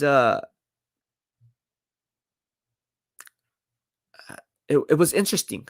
It was a learning experience for all of us here in the BEASTwriter Family, I think. I don't know what else to say. It was definitely, yes. Jerry Yang says it was heated. Yes, it was a very heated argument. And a heated, passionate argument. Like the yelling was really on point. John Ramirez says, Michael knows his football. You guys need to listen to that man. John Ramirez, how are you doing today? Thank you for dropping your comments here in the BEASTwriter family. I appreciate it. Mark says, Chris Lee, Niner Yanks fan as well. There you go. Here in the BEASTwriter family, we have Mark and Chris Lee, and I will bring him in. See, this is what the Beast family is all about. It doesn't matter what team. See, look, Chris Lee, Niners and Yankees. And look, Mark chimes in and says, my man, Mark. Chris Lee, I'm also a Niners Yankee fan. JP, my man JP said, I had my popcorn ready. Man, with T.O., were you with T.O. and having your popcorn? I mean, that was an intense. I'm at a loss for words. I don't even know how to come back from this. Like, that was the first time here in the BEASTwriter family. It got heated. Hot like fire. Get out of the kitchen, son. Wow. Wow. All right, Keith Murphy, thank you so much for the super chat. Mahalo, my man. He says, I didn't shout out my channel, Keith Murphy Sports Takes and Debates. Go follow my man, Keith Murphy. He was just on the show, kind of like in the first hot take debate. He wasn't the one yelling, but he was debating. And I, with Michael Miller on who the 49ers should take at number 3. This is really awesome. And thank you so much, Keith Murphy. I appreciate the love. And go ahead and follow him, Keith Murphy Sports Takes and Debates. Brings a lot of good insight, and he's part of the BEASTwriter family. Here in the BEASTwriter family, it's all about good vibes only. We try to raise each other up instead of bringing them down. It's all about the positivity here, and always both on the football field and outside the football field. So good stuff. Good stuff. All right, John.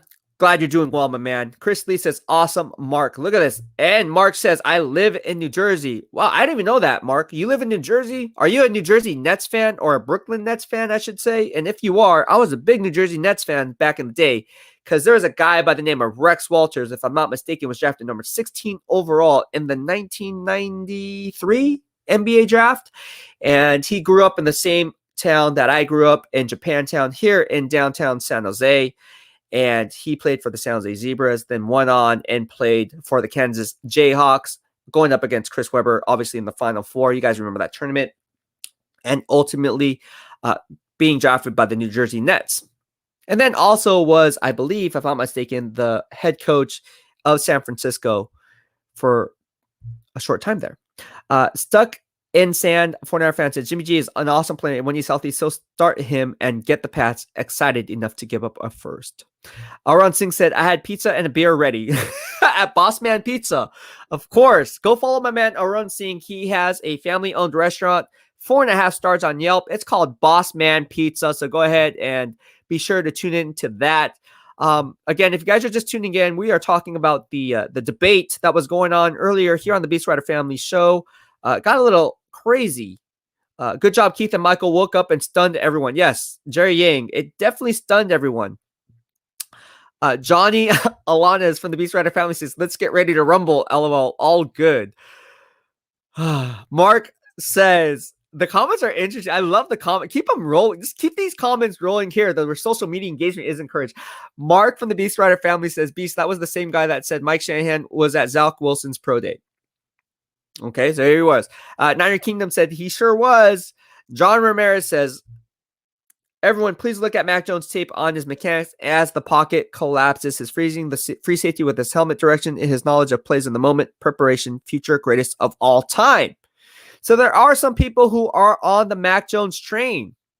I'm a huge Alabama fan, and although I do agree with John Ramirez and everything he's saying, I don't think he's going to be the greatest of all time. And we can agree to disagree. Really, we're just going to have to see how it plays out one way or the other. But I do think Mac Jones is going to be a good quarterback. Ultimately, I wouldn't select him at number 3.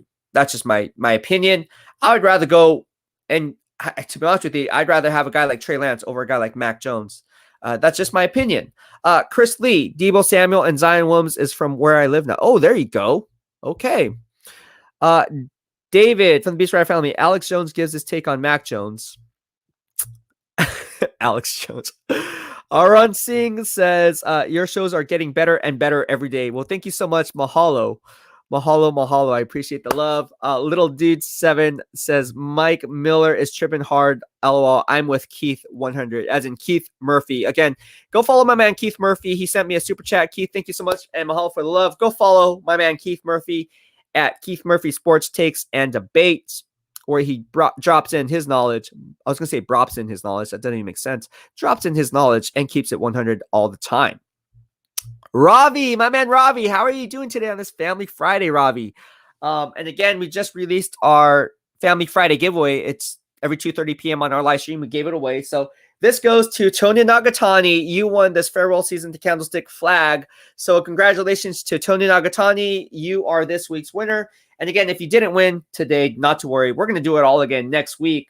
And we're going to give away a lot of cool things and continue on that tradition here in the BEASTwriter family, where I give back to all of you, because that's what it's all about. So anybody who sends me a super chat sticker or a super chat in general, if you like the work, like the channel, like the BEASTwriter movement we are striving to build here on YouTube, consider sending me a super chat. All proceeds get funneled back into the BEASTwriter family. We are launching shirts. You can buy those and purchase those.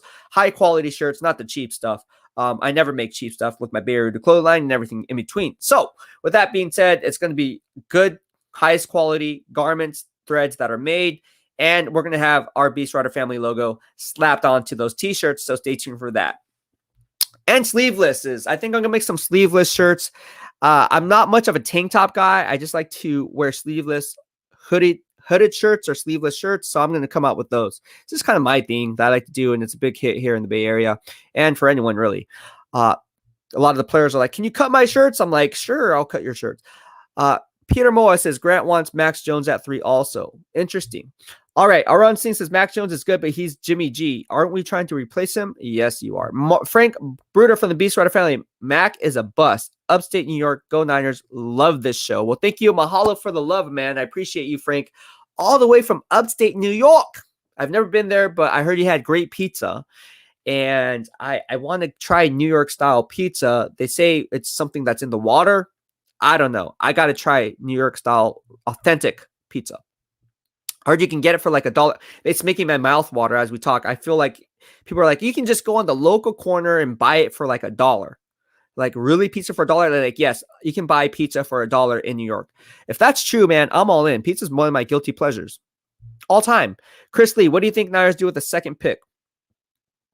Oh, the second at 43. I think ultimately, this was a question I was asked. I think they're ultimately, again, it's going to depend on how the draft board falls, but how I see fit, I think they might go running back. And I know that sounds crazy. There's also other needs that are on the table. They could go cornerback. However, if you look at the vertical board and the horizontal board, logically, what will be there? If Caleb Farley somehow falls and drops out of the first round and into the second, he would definitely be a nice option. Obviously, that's kind of like on the fence because of his back surgery, so we don't know what's going on there. I wouldn't mind with a cornerback like Asante Samuel. I like Asante Samuel out of Florida State. I like Javonte Williams or Michael Carter out of North Carolina. I think those three players should be their top target at number 43. Robert Slavin from the BEASTwriter family says Mac Jones to patch Jimmy G to the Houston Texans. Interesting. Mark says Knicks beast. Oh, you like the New York Knicks instead of the New Jersey or Brooklyn Nets? Okay. I love the old days with Ewing, Starks, Oakley, Mason. You're talking to me, man. Back when the Knicks were tough, although liking this year's team and direction. You want to talk about the early 90s. That's when they were continuously rivaling with the Chicago Bulls. John Starks, I believe they had Alvin Harper, who was, is it not Alvin Harper? That's not his name. Alvin Harper played for the freaking Dallas Cowboys. Gosh, what was his name? Number 11, the point guard for the New York Knicks. They also had Allen Houston, number 20. They had Charlie Ward, the Heisman Trophy winner out of Florida State. They also had him for some good years. Gosh, didn't they have Kiki Vandeweghe back in the day? You want to go back and talk about New York Knicks? Hey, I'm a fan of all sports. See how far back I'm going now? Who else did it have? Anthony Mason, of course, you just mentioned that, where the lefty, where he would shoot like 2 feet beyond the free throw line always, and he had those crazy designs on his head. Yeah, Anthony Mason was a weirdo, but he was a good basketball player, hard-nosed under the Pat Riley days. Who else was in there during those playing days? I think Anthony Mason wore number 14, if I'm not mistaken. Charles Oakley was a good pick. He came from the Chicago Bulls, actually. Patrick Ewing, number 33. John Starks, number 3. A lot of good stuff, man. I can talk basketball all day. All day. Or football.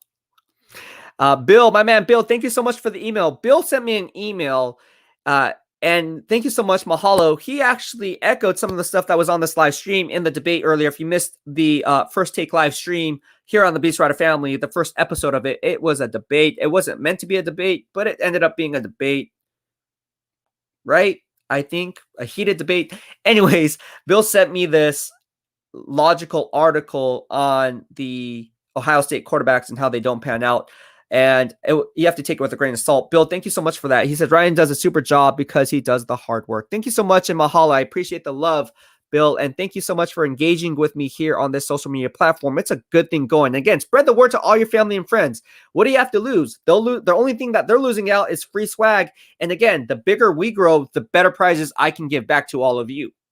Right? So it does everyone. It's a win-win for both sides. A win for me, but it's also a bigger win for you because then I can give out what? Season tickets to the games, right? Who would give out?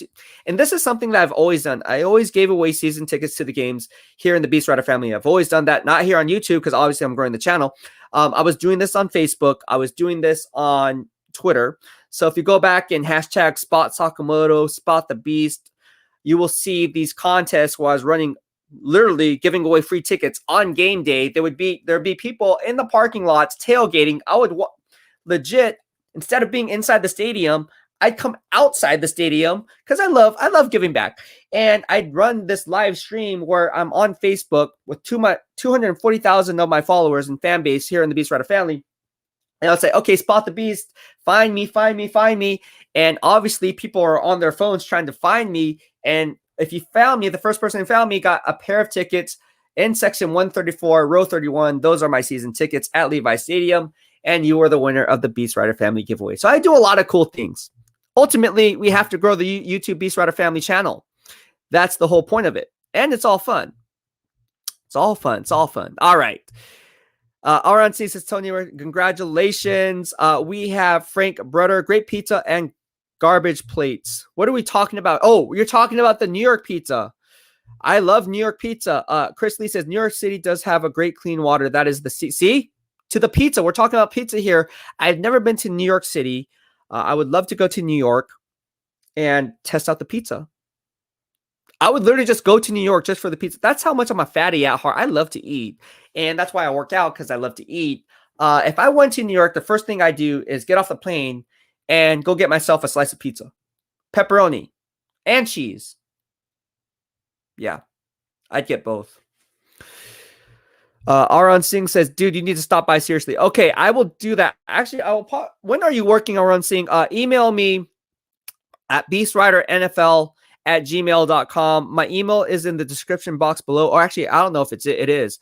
But BeastWriter, if you guys want to email me, it's beastwriternfl@gmail.com. Go ahead and shoot me an email. We can set up a time and a place where I can possibly do a live stream at your place, Big Boss Man's Pizza. Once COVID opens up, I'm more than happy to do that. I'm going to be working with Eat Puesto Taqueria over by, obviously, Levi Stadium. They're part of the BEASTwriter Family. So the whole point of the BEASTwriter Family is, again, engaging with all of you. You know, we're all in this together, right? This whole pandemic, and even before this, the pandemic wasn't even here. It's all about giving back to you. That's how I kind of built up my brand, and that's how I like to build up the BEASTwriter Family. We're going to continue doing that. So once things open up, I would love to go to a location and do a live stream at your location, drive the traffic to your location, kind of like a pop-up shop and what I do with Bay Area Rooted. Because you can't buy our stuff online. You have to go to the physical location of the mom and pop shop of where we are, because it's a win-win. I want to build the community up, and that's how we do it. So using my brand and my social media platform to kind of bridge that gap, if that's a good way of doing it and building up the community and positive awareness and good vibes only that we kind of try to strive for here in the BEASTwriter Family, I'm going to go ahead and take that extra step. So that's what we're doing here in the BEASTwriter Family. Please, Arun Singh, I will definitely stop by your pizzeria. Please do me a solid and email me at beastwriternfl@gmail.com. And mahalo. There are a lot of reasons I disagree with Mike. Sanjo Sunny says, even though some of what he says is true, the trade up doesn't match the player. Lance is the one, if you ask me, but I'm happy with Fields. There you go. Bill says, yes, go to the Bay Avenue and Brooklyn Pizza. Oh, so Bill's from New York. He's a Jets fan. He says, yes, go to, I think right? Bill, you're a Jets fan, if I'm not mistaken, or you might be a Niner fan. He says, yes, go to the Bay Avenue in Brooklyn for pizza. You'll love it, Ryan. Okay, I definitely will do that. And again, thank you and mahalo for your email. I love looking at emails and I respond. Social media engagements, also emailing. So I get emails, all the time from a lot of you guys. And I just love engaging with you. So again, beastwriternfl@gmail.com.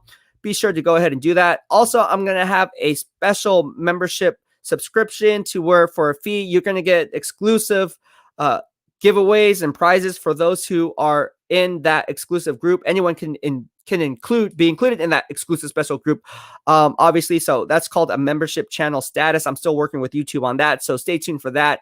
They just sent that to me and say, you know what, this membership subscription thing we think would be good for your channel, just like the live streams would be good. Obviously, the live streams are a hit. I'm going to listen to YouTube on this one again and double down on those gains on a potential, well, it's not potential because it's going to happen, membership subscription channel. Gosh, my mouth is watering from all the pizza. Thank you so much, guys. I appreciate it. Ron Harper. Ron Harper was one. Yes, Ron Harper. That's right. Ron Harper did play for the New York Knicks, right? Number 4. Gosh, Ron Harper. Wow. We're going way back with the basketball. People are like, who's Ron Harper? I thought there was another Harper, number 11 for the New York Knicks. I want to say, is it Derek Harper? Did I get it? Is it Derek Harper, number 11 for the New York Knicks? Point guard. John Ramirez. I also agree with Michael regarding Trevor Lawrence. When the pocket collapses, his feet get weird. He steps in the bucket. Sometimes meaning he rushes his mechanics and ball sales. Chris Everett. Oh, if you guys don't get the Chris Everett reference, YouTube that with Jim Rome. And that's how Jim Rome got big. It was on ESPN, right? Burning with Rome or Burning with Jim Rome. Cardboard King from the BEASTwriter Family. Anybody else worried that the Niners screwed up the third overall pick? The track record for picking first rounders, no, not too good.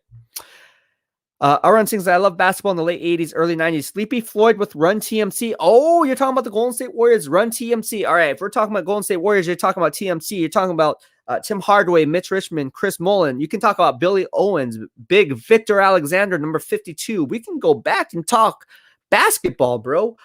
Keith Jennings, number 2, right? There's been a lot of players over the years. Chris Gatling, number 25, power forward, who then went on to play for the Cleveland Browns and became an all-star.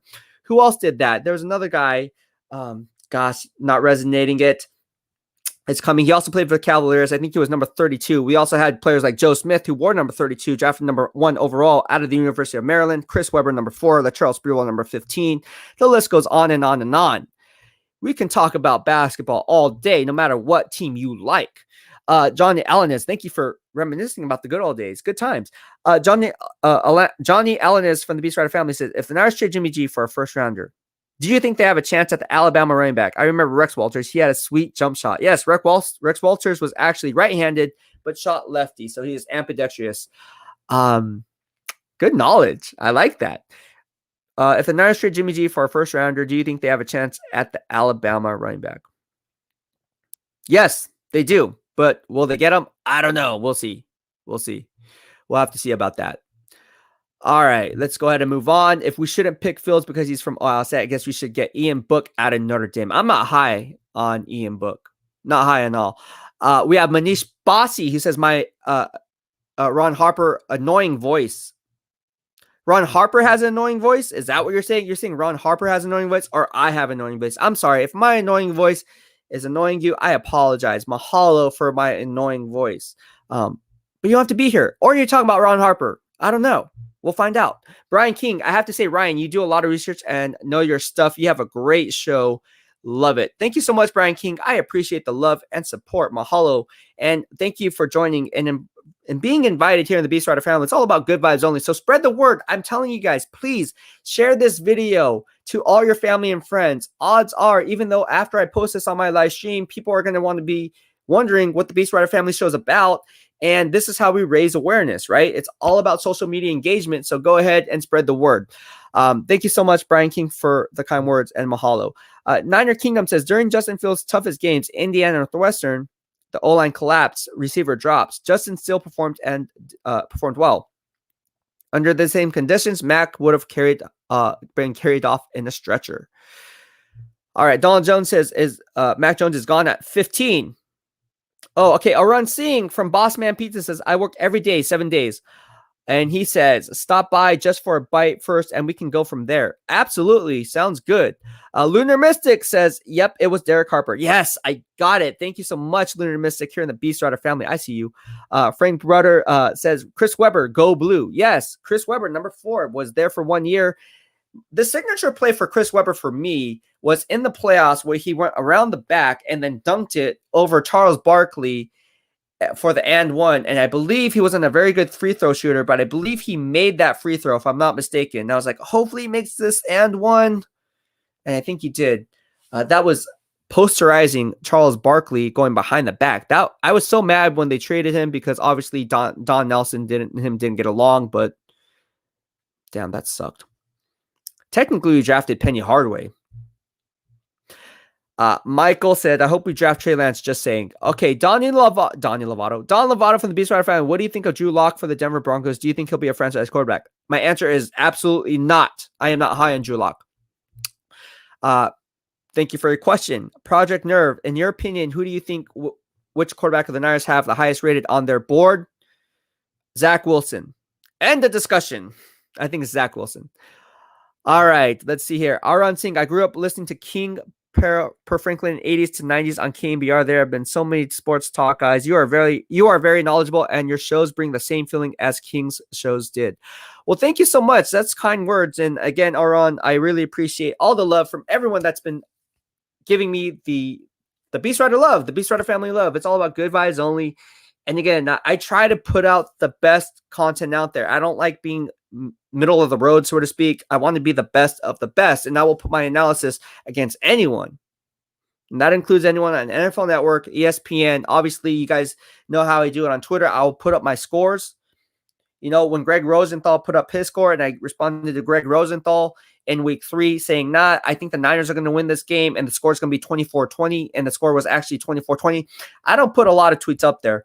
Well, actually, I take that back. I do.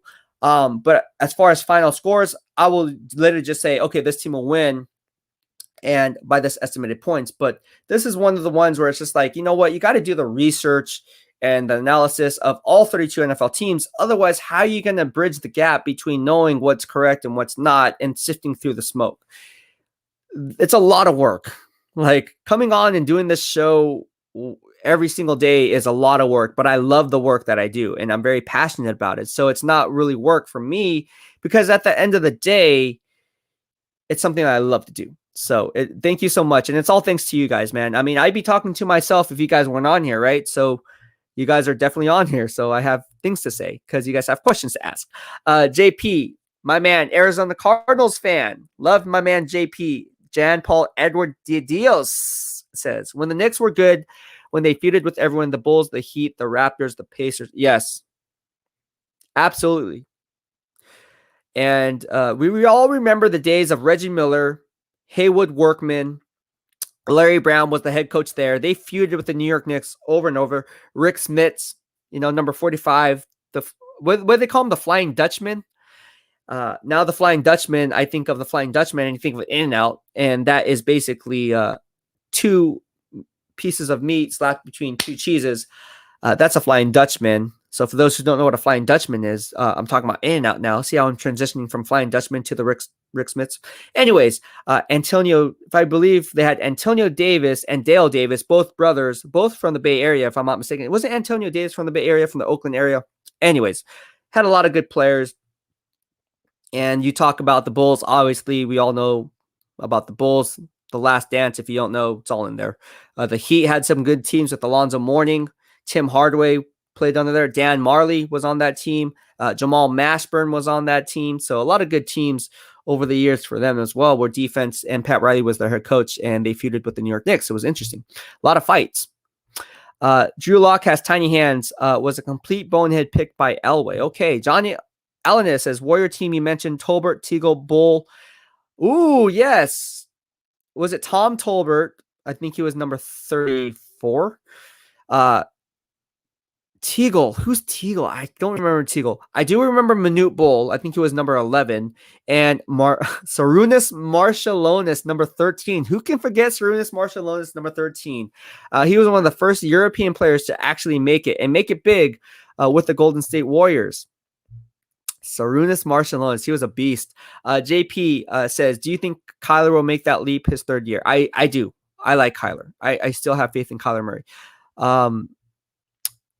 John Ramirez says, you like the work content. Please, my man, look at Mac Jones and everything Michael is saying. Jason Brian King says, Jason Kidd was from the Bay. Yes, he was. Jason Kidd was from the Bay. My cousin actually took classes with Jason Kidd, and he told me that he was stupid in class. I'm not joking. He said he was dumb, but he said, you know what? This kid's going to be a good basketball player because everyone knows he's going to be a good basketball player, and it doesn't matter if he's smart. He literally told me, I remember it was around Thanksgiving time. He's like, you know, Jason Kidd's your favorite player? I was like, yeah, he is. He's like, but you know he's dumb. I'm like, what? He's like, you know he's dumb. I'm like, well, how would you know that? He's like, well, he's in my class, a lot of my classes. I'm like, okay. Obviously going to Berkeley. Tommy Huxley says Mac Jones is going to the Patriots. My man JP says Jeff Van Gundy versus Zoe's leg. Oh my gosh, we are talking about the epic fight battles in the NBA. Yes, who can forget that? I'm laughing because people are going to YouTube this now and be like, dude, that's crazy.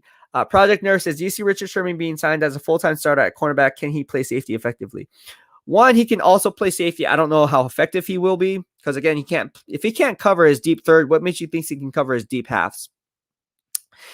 Secondly, is he going to be a full-time starter as a cornerback? Yes, I think he's still talented to do that, but ultimately, can he stay healthy for a full 16-game schedule? I don't know. Niner Kingdom says, Beast, with your football IQ, a weekly show with you and Vish Kumaran would be bomb. I'm sure you know him. I don't know who Vish is. I know of him, but I don't know who he is personally. But that's something that we could definitely work out, possibly in the future. Aaron Singh says, Google Pete Franklin. He was the legend and the guy who started Sports Talk. He was like you. He used to get everyone involved.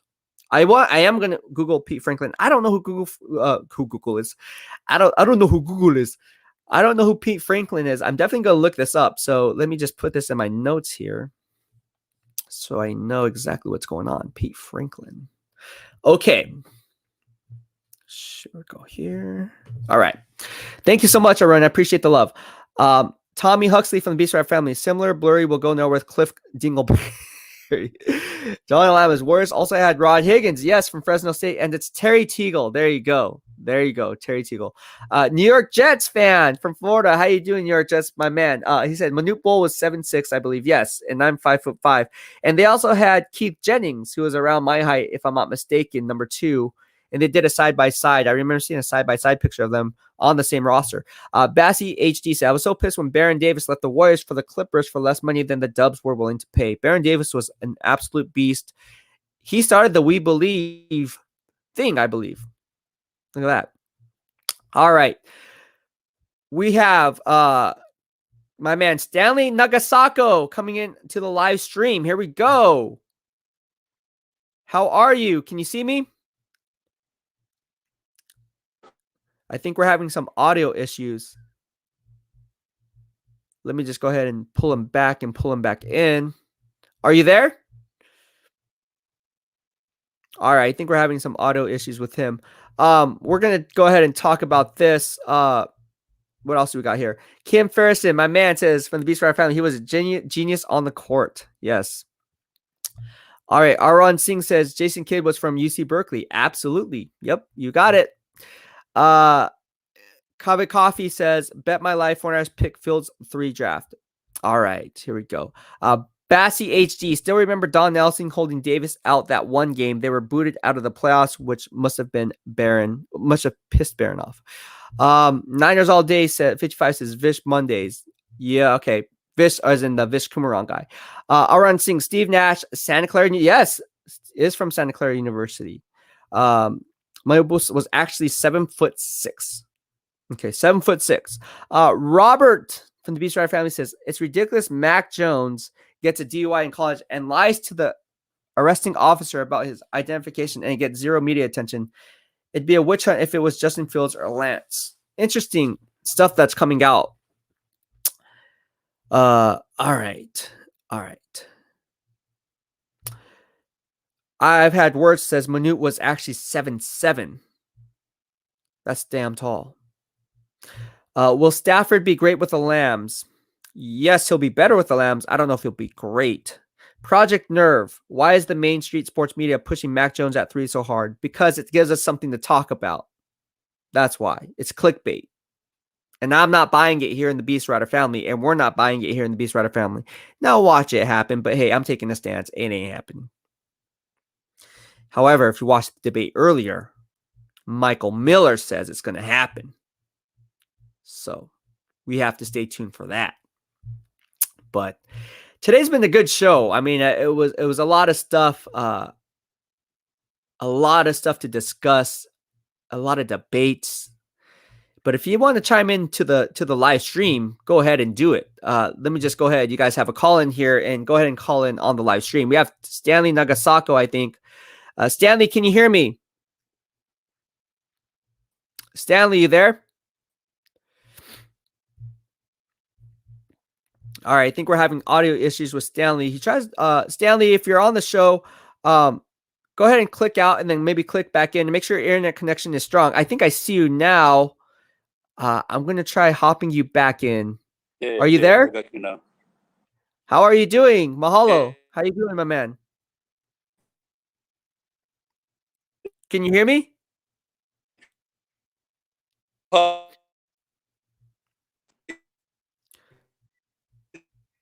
Hello? All right, I think we're having some audio issues with you, my man.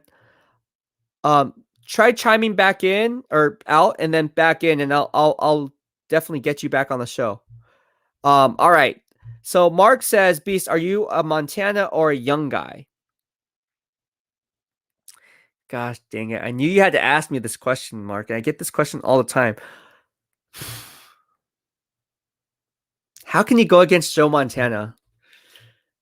But then again, how can you go against Steve Young? I'm more of a Steve Young guy. Maybe because I met him a few times. Well, I met both of them, but I'm going to say Steve Young. Are you there, Stanley? Can you hear me? I think there's audio issues with you, Stanley.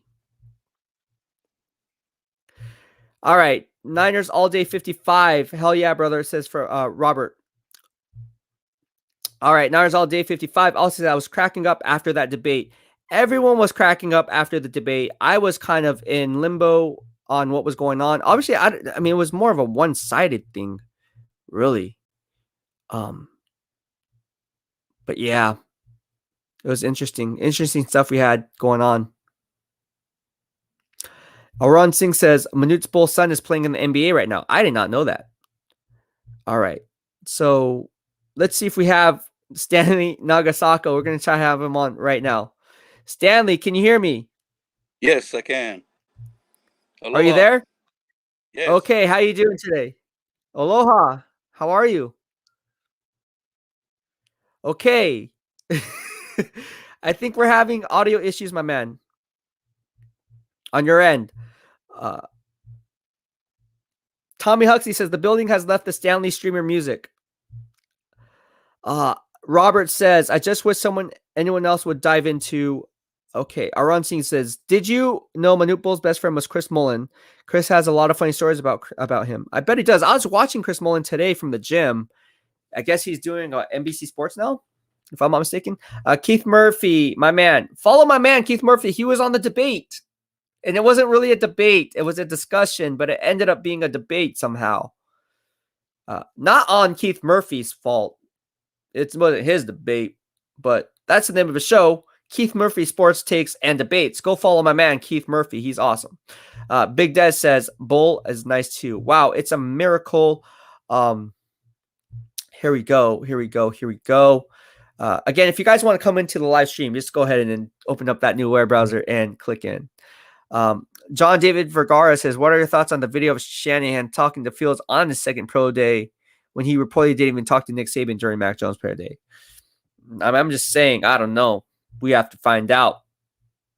I said Justin Fields. Tommy Huxley says, Beast, I haven't worked out in 2 weeks. Back issues are not good. Oh, that sucks. Take care of your back. That's the worst problem to have. I would say rest up and ice it. Use the rice method and go ahead and rest up before you get back in the gym. We have Stanley Nagasako. Can you hear me? Yo, can hear you, man. Aloha. Aloha. How are you?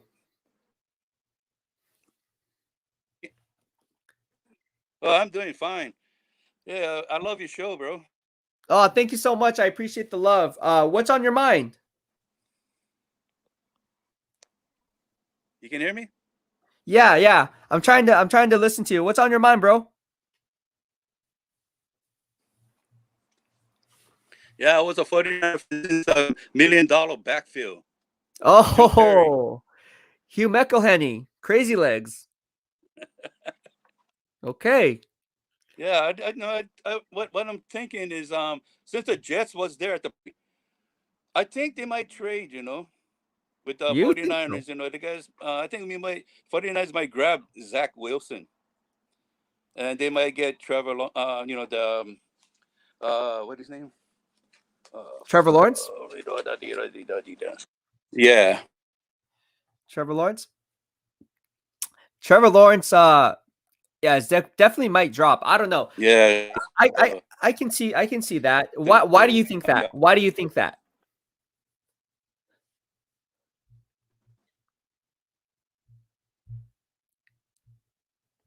Are you there? All right, we're having some audio issues with Stanley. Stanley, hop back on the Wi-Fi, man, when you get the chance. All right, let's go ahead and move on. Robert says, mainstream media clowns push a narrative and mimic each other. Jeremy Tunsil fell in the draft for a video of him smoking weed. There's no video of him getting behind the wheel, endangering people's lives. Tommy Huxley says, Beast, my issues are in the neck. I got a cervical chiropractor. My bottom disc is in my back. Oh, good gosh. I am so sorry to hear about that. That's awful. That's absolutely awful, man.